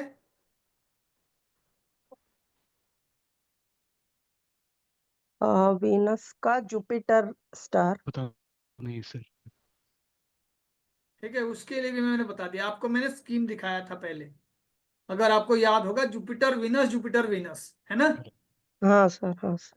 तो ये दशा चल रहा था, तो महादशा का लॉर्ड कौन था? करेक्ट। जुपिटर। जुपिटर। महादशा का लॉर्ड जो है वो जुपिटर। किसका रोल प्ले करता है? वो साइन लॉर्ड का रोल प्ले करता है, ठीक है। वीनस क्या है? करेक्ट। नक्षत्र लॉर्ड। नक्षत्र लॉर्ड। इसका नक्षत्र मतलब है लॉर्ड। जो आपका खर्च का जो रोल है ना, वो वीनस तय करेगा। और आप देखो, वीनस जो है 12th हाउस में बैठा हुआ है ना। हाँ जी सर। सर। सब लॉर्ड कौन है? जुपिटर। सब लॉर्ड जुपिटर है। यानी आप जो भी खर्च करोगे उसका रिजल्ट, वो अच्छा खर्च है बुरा खर्च है, वो जुपिटर बताएगा, है ना। Yes sir. आप देखो, जो हम घर बनाते हैं उसका जो बेसिक लॉर्ड है, नैसर्गिक लॉर्ड कौन होता है? सैटर्न। Saturn, नैसर्गिक लॉर्ड, 4th हाउस का नैसर्गिक लॉर्ड कौन होता है? मून। और जुपिटर कहाँ पे है? चंद्रमा। मून से, चंद्रमा से 12th, जो आपका नैसर्गिक हाउस है उससे 12th। Yes sir. और वो और किसके और मूव कर रहा है जुपिटर? मून के पास, वीनस एग्जॉल्टेड साइड। चंद्रमा मून के की ओर, साइड। है ना। इसका मतलब है जब भी जुपिटर कोई रिजल्ट प्रोवाइड करेगा, तो आप जब चंद्रमा के लिए खर्च करोगे, आपके चार्ट में जो भी है जुपिटर जिसके पीछे है, तो आप समझ जाओ कि वो आपके लिए बड़ा अच्छा और आरामदायक इन्वेस्टमेंट होगा। ये मैं अपने चार्ट में दिखा रहा हूं आपको, लेकिन अभी मानो आपको सामने दिखा नहीं। यहाँ पे नक्षत्र लॉर्ड का रोल बहुत बड़ा इंपॉर्टेंट होता है आपके लाइफ में। इवेंट कब होगा वो सब लॉर्ड डिसाइड करता है, लेकिन कौन सा इवेंट होगा वो नक्षत्र लॉर्ड डिसाइड करता है। अच्छा होगा बुरा होगा नहीं होगा, सब लॉर्ड के ऊपर डिपेंडेंट है, लेकिन नक्षत्र लॉर्ड बहुत बड़ा रोल प्ले करता है। आपका खर्च करने का टेंडेंसी ही विनस बताएगा। तो आप देखो यहाँ पे ट्राइन में भी है जो रिलेशन। आप, इसीलिए मैं बार बार कहता हूं, हमें ना कई तरह के चीजों को समझना चाहिए, तब आप वो रिलेशनशिप को समझ पाओगे। आपने देखा जुपिटर और विनस का टाइम आया, तो ट्राइन में जो भी प्लैनेट होगा वो खर्च करने वाला प्लैनेट जो है आपको बता देगा। तो आप देखो 19 में सैटर्न कहाँ पे होगा, देख के बताओ मुझे। 2019 में शनि का पोजीशन क्या होगा? 10th हाउस, 10th साइन में। मकर में होगा सर। 9 का मतलब लगभग 5 साल हो गया। आपका तीसरे घर। जी सर। 5 तो अभी देखो ये खत्म अच्छा। होने वाला है जस्ट, है ना? जो शनि का पोजीशन है वो 11th में खत्म होने वाला है अभी। मान के चल लेते हैं कि 2-3 साल से 3 महीना, करेक्ट। 2.5 साल से 3 महीना कम है। तो आपका जो 5 साल बनेगा वो 10th साइन में बनेगा। जी सर। लेकिन अगर 6 साल का बात करेक्ट करें, क्योंकि मकर। 24 से 6 साल है, तो आप देखो जो है आपका जुपिटर के साथ उसका रिलेशन बन गया। हाँ Yes, जी। sir. और जुपिटर का दृष्टि कहाँ पे पड़ रहा है? 4th हाउस पे। भाई उसका करेक्ट। जो 9th एस्पेक्ट है 4th हाउस पे पड़ रहा है। हाँ सर। और शनि करेक्ट। जो है जुपिटर के साइन में होगा उस टाइम में, यस सर। 4th का लॉर्ड। यानी जुपिटर ने शनि के साथ भी लिंक बना दिया, उस हाउस पे दृष्टि डाल रहा है और शनि जो है उसके साइन में है। तो आप खुद देखो शनि उस साइन से अपने साइन पे देखेगा कि नहीं देखेगा यस सर। जब 9th में होगा। अब मैं थर्ड इसको एस्पेक्ट। समझने के लिए क्या करूंगा, फिर केपी सिस्टम में भी जाके चेक करूंगा कि क्या ऐसे कॉम्बिनेशन बन रहा है। बताओ हाउस के लिए कौन सा जो है मैं चार्ट देखूंगा? फोर्थ।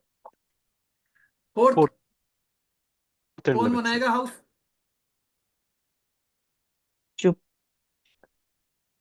राहु। यही तो समझना है। राहु, सब लॉर्ड राहु। राहु। राहु के टाइम में होगा, लेकिन बनाएगा कौन? जुपिटर। जुपिटर। हर हाउस का रिजल्ट उसका नक्षत्र लॉर्ड देता है। जुपिटर। रिजल्ट अच्छा जुपिटर। होगा या नहीं होगा वो सब लॉर्ड बताता है ना?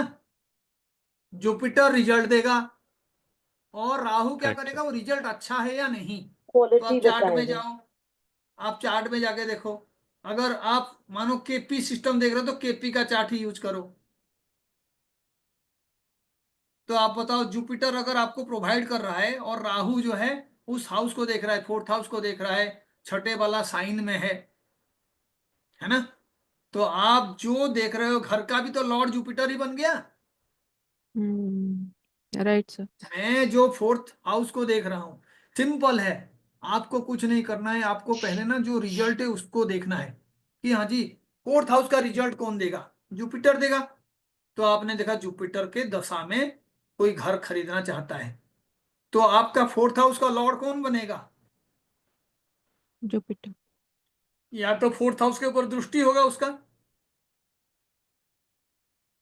या तो जो आपका प्रत्यंतर दशा लॉर्ड है उसका कनेक्शन बनेगा 4th हाउस के साथ। तो आप देखो यहाँ पे कनेक्शन राहु का भी बन रहा है, क्योंकि मैं केपी यूज कर रहा हूं और केपी में मुझे जुपिटर जुपिटर राहु दिख रहा है। Jupiter Jupiter and Rahu. अब मैं कहूंगा नहीं जी मुझे ना ऐसे देखना है, कस्प नहीं देखना है, मुझे प्लैनेट देखना है। अब बताओ जुपिटर का रिजल्ट कौन प्रोवाइड करेगा? राहु। राहु। राहु।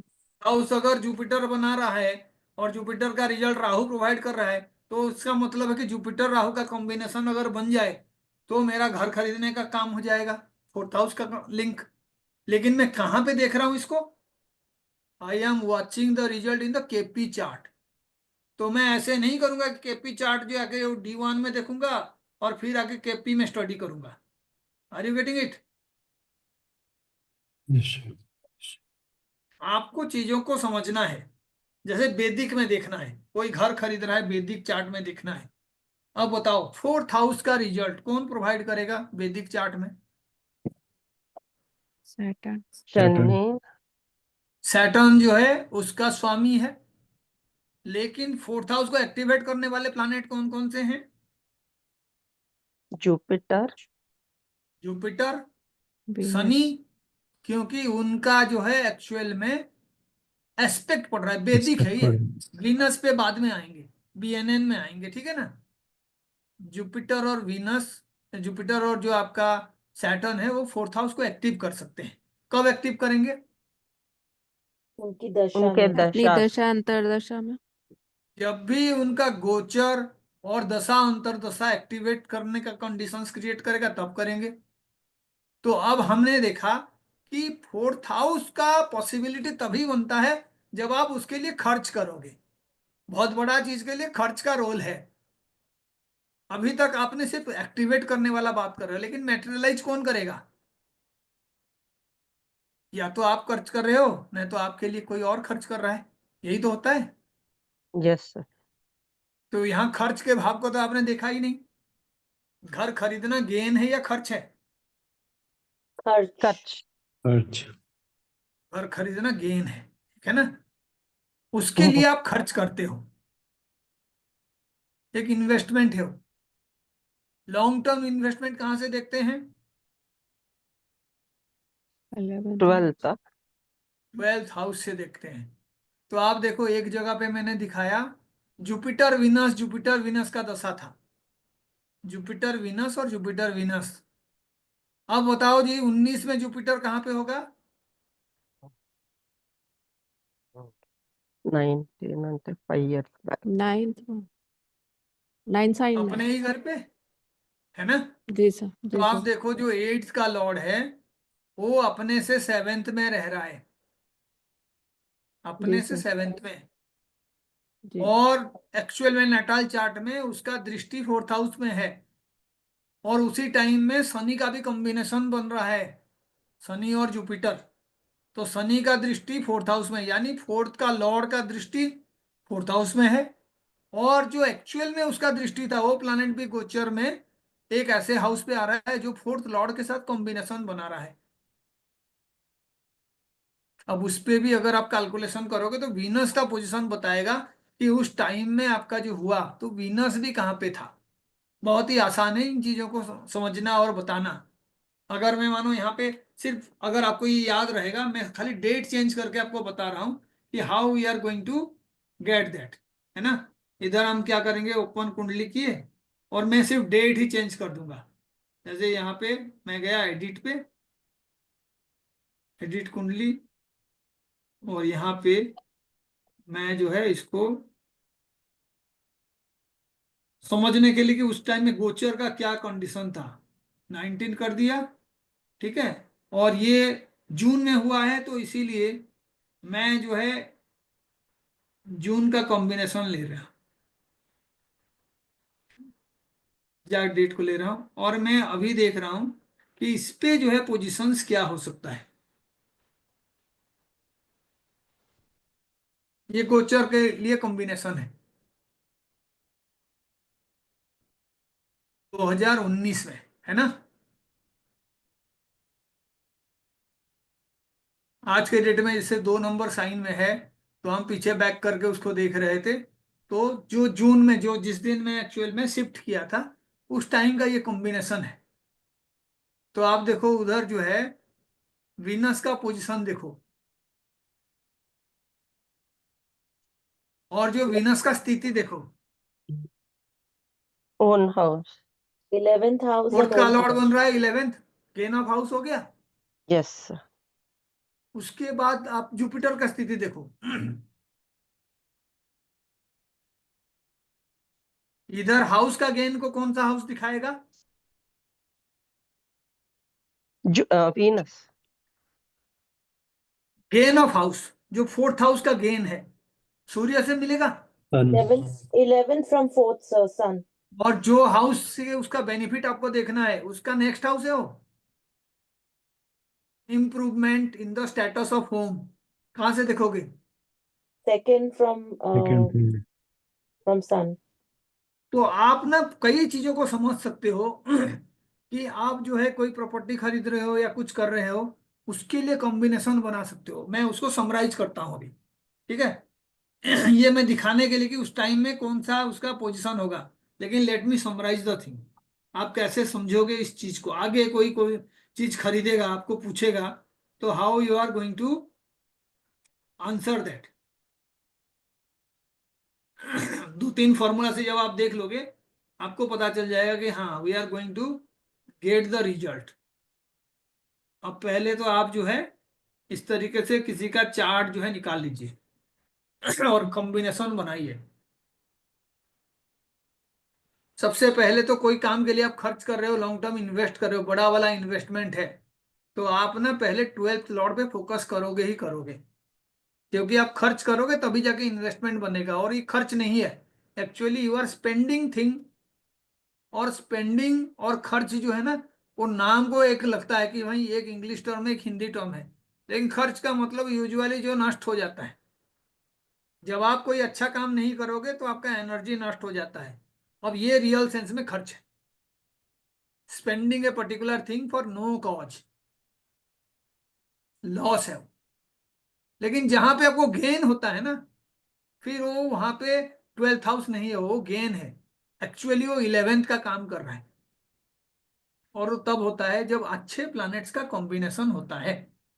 गुड प्लैनेट्स जितने आपके जो है पॉजिटिव प्लैनेट्स हैं, वो आपको अच्छा रिजल्ट्स देते हैं।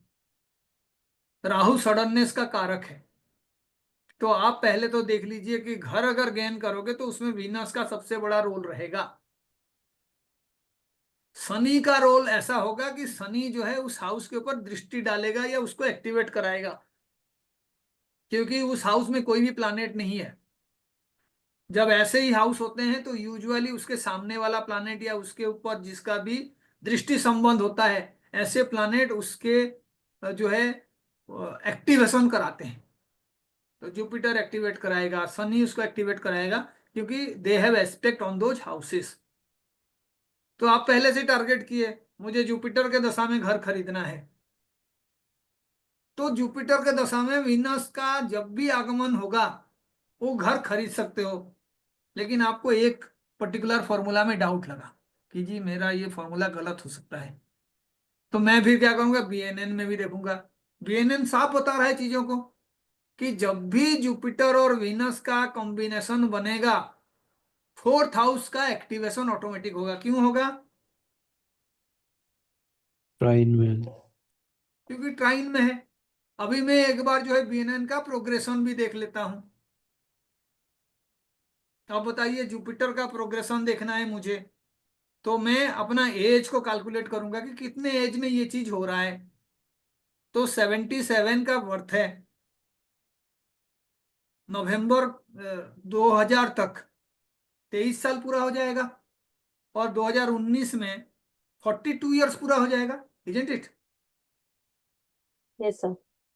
23 प्लस 19, 42 ईयर्स, यानी 41 कंप्लीट हो गया, 42 चल रहा है, क्योंकि वो नवंबर में कंप्लीट होगा, जून में ये काम हुआ है ना?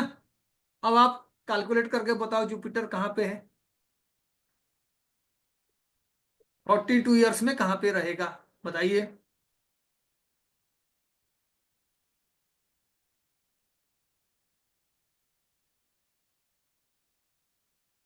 लियो साइन में। तो आप हिसाब करिए, हमने इसके लिए हिसाब किया था। रेट्रो जुपिटर है, तो पहला 8 साल कौन से साइन में चलेगा जुपिटर? जेमिनी। जेमिनाई में। 12 साल कौन से में चलेगा? उसके पीछे वाला हाउस में। Taurus 20 साल में, हो गया। फिर उसके बाद कहाँ पे चलेगा?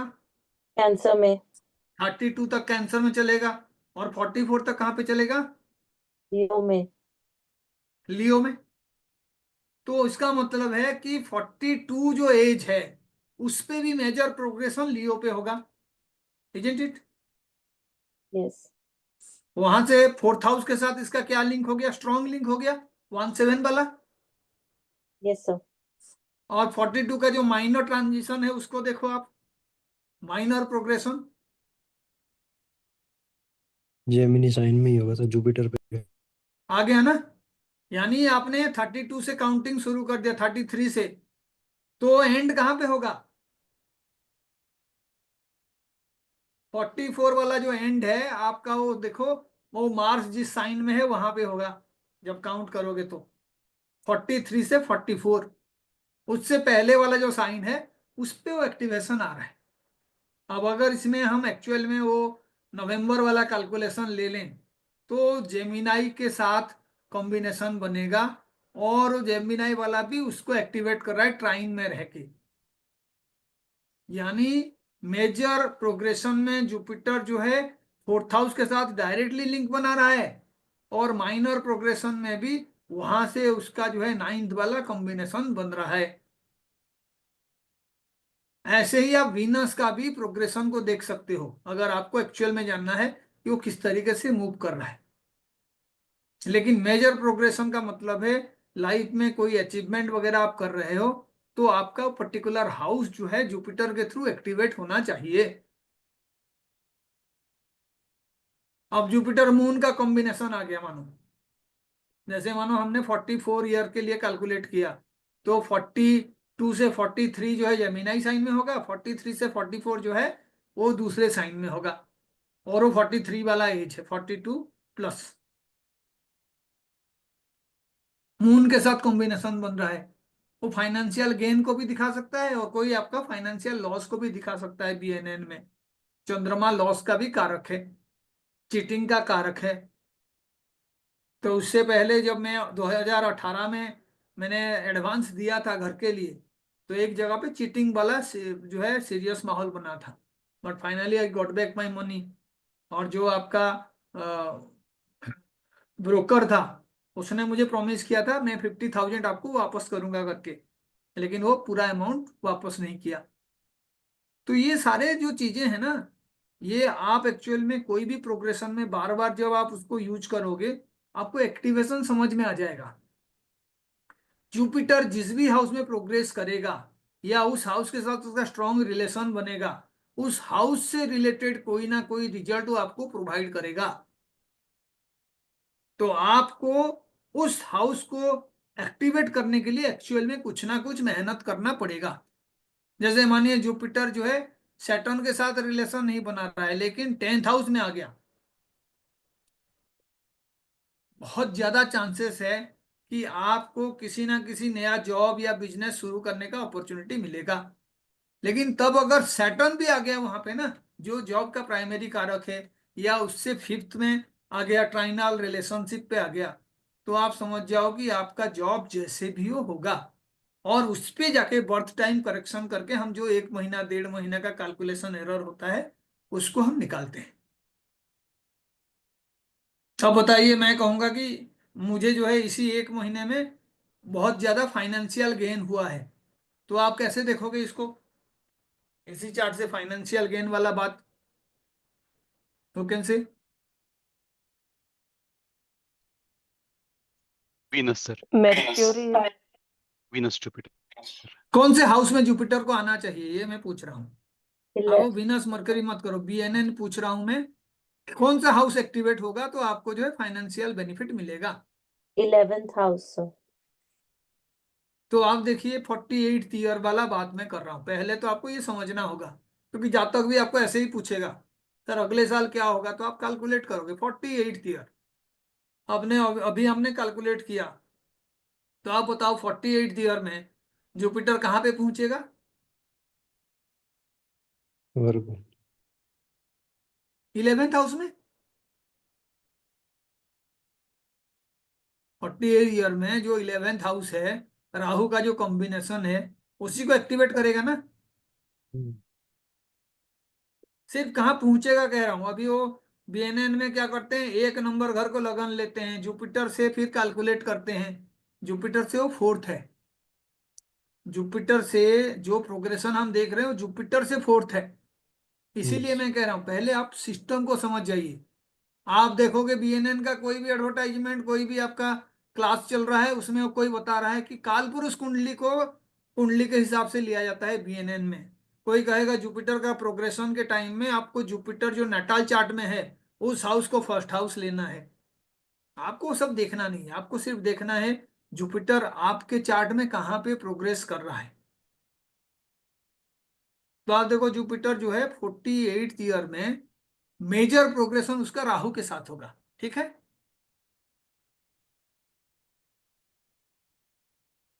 रिपीट कर रहा हूं, जुपिटर 8 साल रहेगा जेमिनाई में, 12 साल रहेगा टॉरस में, 20 साल हो गया, 32 साल तक रहेगा कैंसर साइन में, 44 तक रहेगा लियो वाला साइन में। वी आर रिपीटिंग, 44 के बाद उसका मेजर प्रोग्रेशन जो है 48th ईयर वाला उसमें आएगा, जहां से वो 44 से लेके 52 तक रहेगा, 56 तक रहेगा 56 तक। राहु के साथ, है ना, राहु के साथ रहेगा।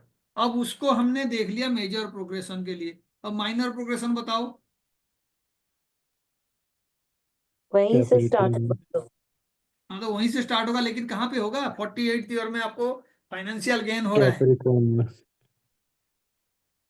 Virgo say so. 44, 45, 46, 47 और 48 थर्ड हाउस में। यानी जो गेन हाउस है उसको एक्टिवेट करने वाला रिजल्ट है वो। क्योंकि अभी आप देखिए वो उसके ठीक क्रॉस सेक्शन में है। क्योंकि अगर नवंबर तक मैं ले लूं तो कौन सा हाउस आ जाएगा? 26 नवंबर का डेट ऑफ बर्थ है, कहाँ कौन सा हाउस आ जाएगा? 9th house. जो 9 साइन लिखा हुआ वहीं पे आएगा ना।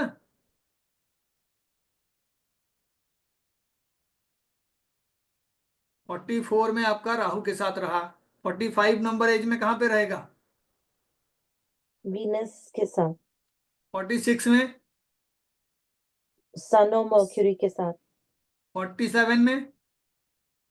नंबर 9 साइन में। तो आपका जैसे 47 कंप्लीट होगा वहां तक रहेगा ना। 47 उसको कहते हैं हम। जी। वो नवंबर 26 में वो खत्म हो रहा है। और उसके आगे जैसे ही जाओगे दिसंबर में, जनवरी में आपको गेन हुआ है, तो you are just entering into that other house. अब यहाँ पे डिले वाला कारण भी आपको समझना होगा। क्योंकि शनि जो है सेकेंड हाउस के ट्राइन में है। खाली शनि मैरिज का डिले नहीं कराएगा। यही तो शनि का खासियत है, केतु का खासियत है। वो 1-2 महीने का डिले है। ये कैलकुलेशन हमने किया था, नवंबर में मिलेगा, दिसंबर में मिलेगा। लेकिन वो नवंबर दिसंबर में नहीं मिला, वो जनवरी में मिला। लास्ट टाइम भी हमने ऐसे ही कैलकुलेशन किया था, मैं और मेरे दोस्त एरियर का, कि हमें 10-12 लाख रुपए मिलेगा। फिर वो कैलकुलेशन से 8 दिन बाद मिला। ये सैटर्न का रोल है। तो इसीलिए आपको अगर सारा फॉर्मूला लगा दोगे ना, आप कोई भी गेन को देख सकते हो। लेकिन वो जुपिटर है जो आपको एक्चुअल में वो सारा एक्सपीरियंस कराएगा बीएनएन में। अच्छा टाइम और बुरा टाइम आप आराम से हिसाब कर सकते हैं। अब मुझे बताइए, कालपुरुष कुंडली में गेन का कारक कौन होता है? शनि। सैटर्न। शनि। तो जुपिटर का शनि के साथ कॉम्बिनेशन बनेगा तो गेन होगा ना। Yes sir. ये भी हुआ यहाँ पे। स्टेटस का कारक कौन होता है? Venus। वीनस खर्च करने के लिए है। ठीक है, स्टेटस जो है सन से देखते हैं, सन। सूर्य से, है ना। तो बताइए, Sun. सूर्य का So, जो ट्रांजिट है ये जुपिटर कब करेगा?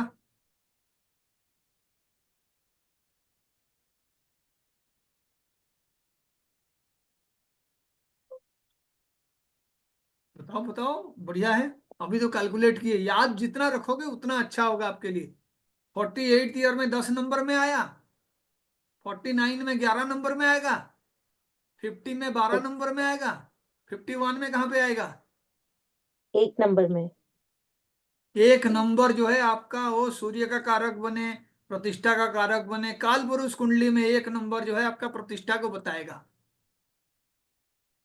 वो जो जुपिटर वहां पे आ रहा है, आप बताइए, वो जो जुपिटर है ना, और जो अभी ट्राइन में जो जुपिटर है, जो आपका मेजर ट्रांजिशन में, क्या रिलेशन है दोनों में? वृद्धि का घर है सर, जो अभी कोई गोचर वृद्धि है। का घर नहीं है। आप जो ढंग से देखोगे तो आपका जो जुपिटर है वो आज के डेट में कहाँ पे है? टॉरस में। मेजर ट्रांजिशन में राहु के साथ है। कैलकुलेशन अभी किए थे, वीडियो को दोबारा जाकर देख लेना। कौन से एज तक रहेगा? 56। 56 तक। 44 से शुरू है, यानी 45th ईयर जो है आपका वो राहु से शुरू होगा। 45th, 46, 47, 48 अगर कैलकुलेट आप करोगे, 50, 51, 52, तो पता चला 51 जैसे ही कंप्लीट हो जाएगा। माइनर जुपिटर और मेजर जुपिटर एक दूसरे के आमने सामने रहेंगे। स्ट्रॉन्ग जुपिटर का कॉम्बिनेशन, वो भी मेजर इवेंट्स क्रिएट करेगा। क्योंकि उधर से आप जब देखोगे तो सन के ट्राइन में रहेगा, सन के ट्राइन में। जो माइनर वाला जुपिटर है वो सन के ट्राइन में रहेगा, सर मार्स के भी ट्राइन में रहेगा वो। मार्स के टाइम में मरकरी है। बात समझ रहे हो, मार्स के भी ट्राइन में रहेगा, मरकरी के भी ट्राइन में रहेगा। मरकरी एजुकेशन है, मार्स जो है आपका फुलफिलमेंट का कारक होगा, 1 नंबर स्टेटस को शो करेगा, और सूर्य जो है उसका एक्चुअल में जो कारक है प्रतिष्ठा दिलाने का, लॉर्ड हो गया मार्स। प्रतिष्ठा दिलाने के लिए 1 नंबर घर में एक्सल्टेशन वाला होता है सूर्य, और जुपिटर जो है वो जातक है। तो मैं भी यही कैलकुलेट किया हूं, at the age of 50+, I am much likely to head some institution. अब वो आगे कितना सच होगा, क्या होगा, दैट रिमेन्स विद गॉड। लेकिन मुझे पहले से ये सारे कैलकुलेशंस बड़ा अच्छा लगता है कि ये चीजें होगा।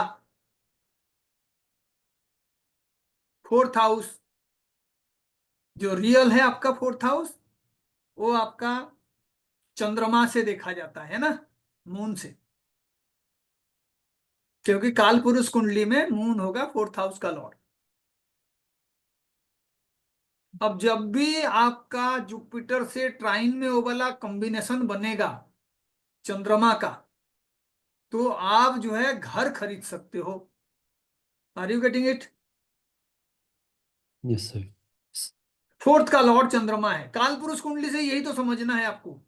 तो आप बताओ, जब जुपिटर और चंद्रमा ट्राइन में होंगे तो घर खरीद सकते हो आप? Yes, sir. और अभी जो चल रहा है आपका, जो जुपिटर का प्रोग्रेशन चल रहा है 10th हाउस में, वहां से ट्राइन में है मून।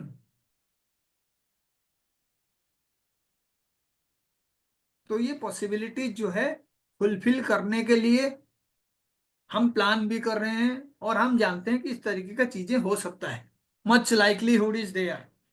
तो अब हम क्या करेंगे, दशा देख लेंगे, क्योंकि हमें उस चीज को पाएंगे नहीं पाएंगे देखना है। तो आप देखो, सूर्य और आपका जो है कॉम्बिनेशन देख लो, शनि और शनि का, इसी साल का कॉम्बिनेशन है, Shani Shani and Shani.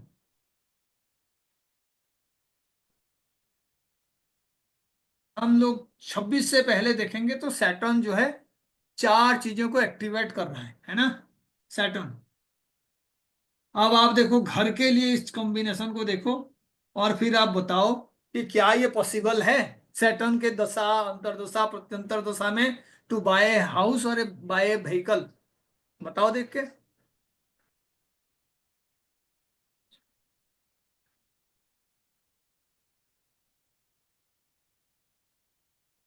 Yes, sir, because Saturn is aspecting 4th house.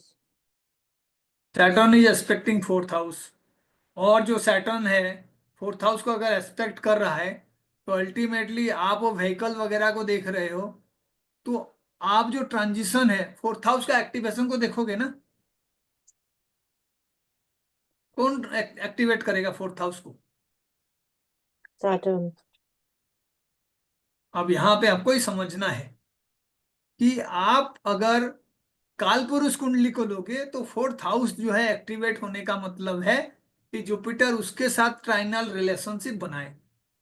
और आप अगर उसमें फिर वैदिक को देख लोगे तो आप कहोगे नहीं सर, मुझे तो सैटर्न को ही एक्टिवेट करना है, जबकि जुपिटर का प्रोग्रेशन इंपॉर्टेंट होना चाहिए। कोई प्रोफेशनल डिसीजंस आपको लेना है, उस पे कौन आपको हेल्प करेगा? Saturn. सैटर्न। लेकिन उस पे भी जुपिटर के ऊपर सैटर्न का प्रोग्रेशन होना चाहिए, या सैटर्न का जो है सूर्य के ऊपर प्रोग्रेशन होना चाहिए, गवर्नमेंट जॉब के लिए, कोई पर्टिकुलर जॉब में उन्नति के लिए। आपके 7th लॉर्ड के साथ जुपिटर का प्रोग्रेशन होना चाहिए बिजनेस में प्रॉफिट होने के लिए। अब हम ये सारा कॉम्बिनेशन देखेंगे, अभी आपको कंफ्यूज करना नहीं है, अभी आपको सिर्फ प्रोग्रेशन ही समझना है। अब बताइए, शनि जो है 50 नंबर साल में कौन से हाउस में होगा?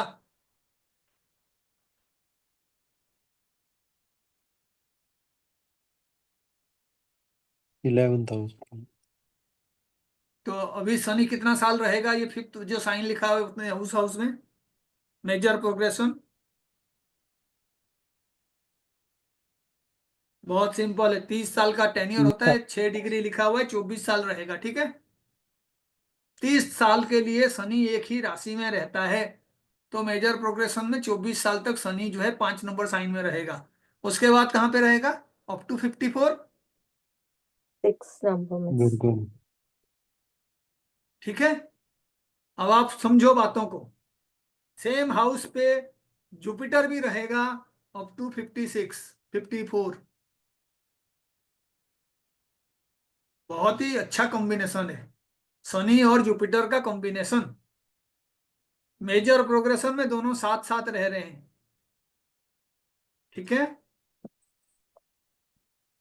इसका मतलब है आपके प्रोफेशन में काफी ज्यादा तरक्की होगा। इसको जो समझ गया ना वो एस्ट्रोलॉजी आधा समझ जाएगा।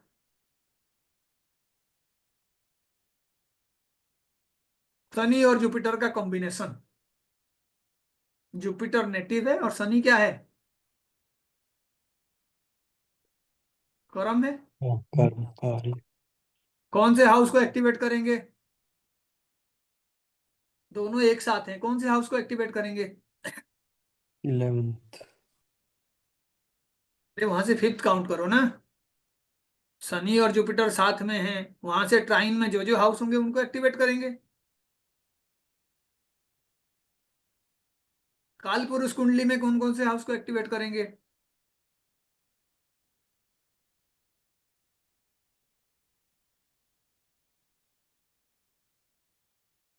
आप लोग भूल जाते हो, इसीलिए ना आपको कोई चीज याद नहीं रहता, एप्लीकेशन करने में दिक्कत होता है आपको। अर्थ प्रोग्रेशन त्रिकोण। में गए, मेजर प्रोग्रेशन में सारे जो है राहु के साथ बैठ गए। शनि भी वहां पे बैठ गया और जुपिटर भी वहां पे बैठ गया, ठीक है। ये तो बता रहा है ना, शनि कितने साल रहेगा फिफ्थ नंबर साइन में? 24 years, two sir। And half. 24 years. बाकी 30 साल कहाँ पे रहेगा? 6। उसके नेक्स्ट हाउस में, हम्म, यानी राहु जहां पे है वहीं पे रहेगा। Yes, sir। मेजर प्रोग्रेशन में शनि पूरा 54 तक वहीं रहेगा। अब जुपिटर कहाँ पे रहेगा? जुपिटर जुपिटर भी वही 56। रहेगा। कब तक रहेगा? भाई ये 3 हाउस है, शनि 56। मार्स और जो मून लिखा हुआ है, 36 साल ये हो गया, और 8 साल नीचे हो गया, 36 8 कितना हो गया? 44। तो 44 से 56 वहां रहेगा। जी सर। यानी शनि और जुपिटर एक साथ रह रहे हैं ना। जी। तो कौन कौन से हाउस को एक्टिवेट करेंगे? ट्राइन वाले हाउसेस को सर। आपने से ट्राइन वाले हाउस को, और विनस को एक्टिवेट करेंगे या नहीं? 1 2 3 4 5। कुछ चीजें याद रहेगा ना तो आप प्रिडिक्शंस क्या है, लोग आपके पास को जो है। करेंगे सर एक्टिवेट, क्योंकि सेकंड हाउस है। सेकेंड हाउस है।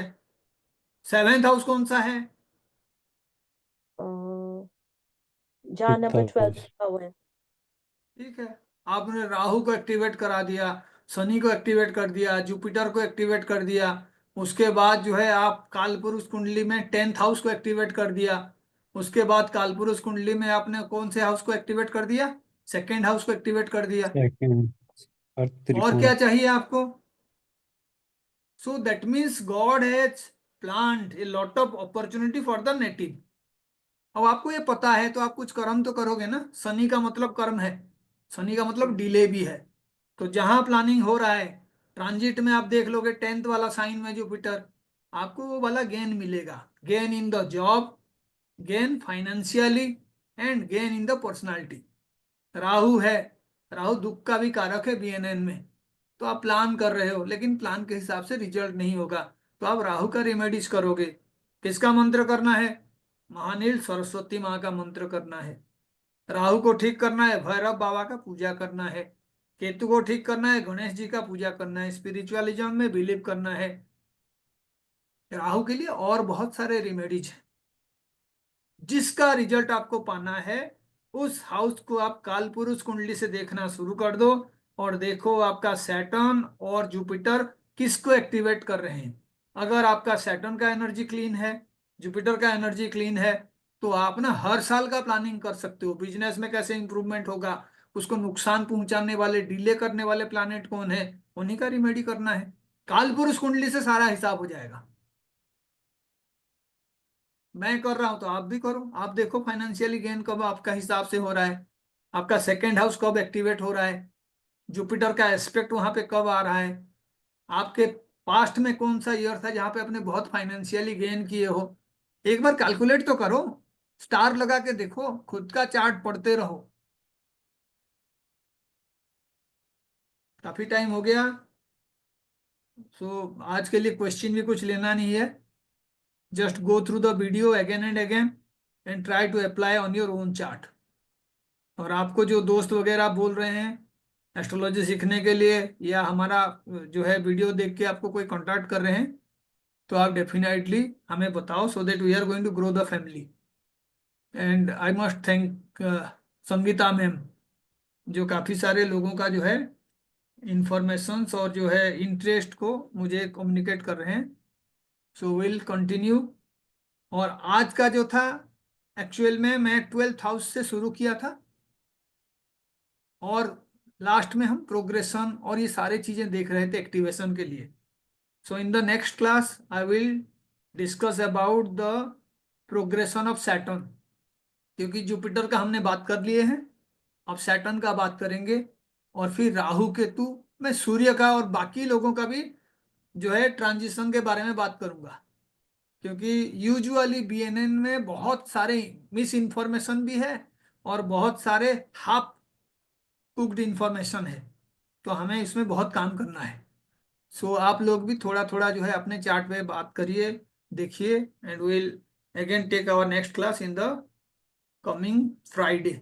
ठीक है, Thank thank you, you sir. And नमस्कार। Thank you very much, sir. Thanks a lot, sir. Thank you, sir. Thank you so Thanks. much.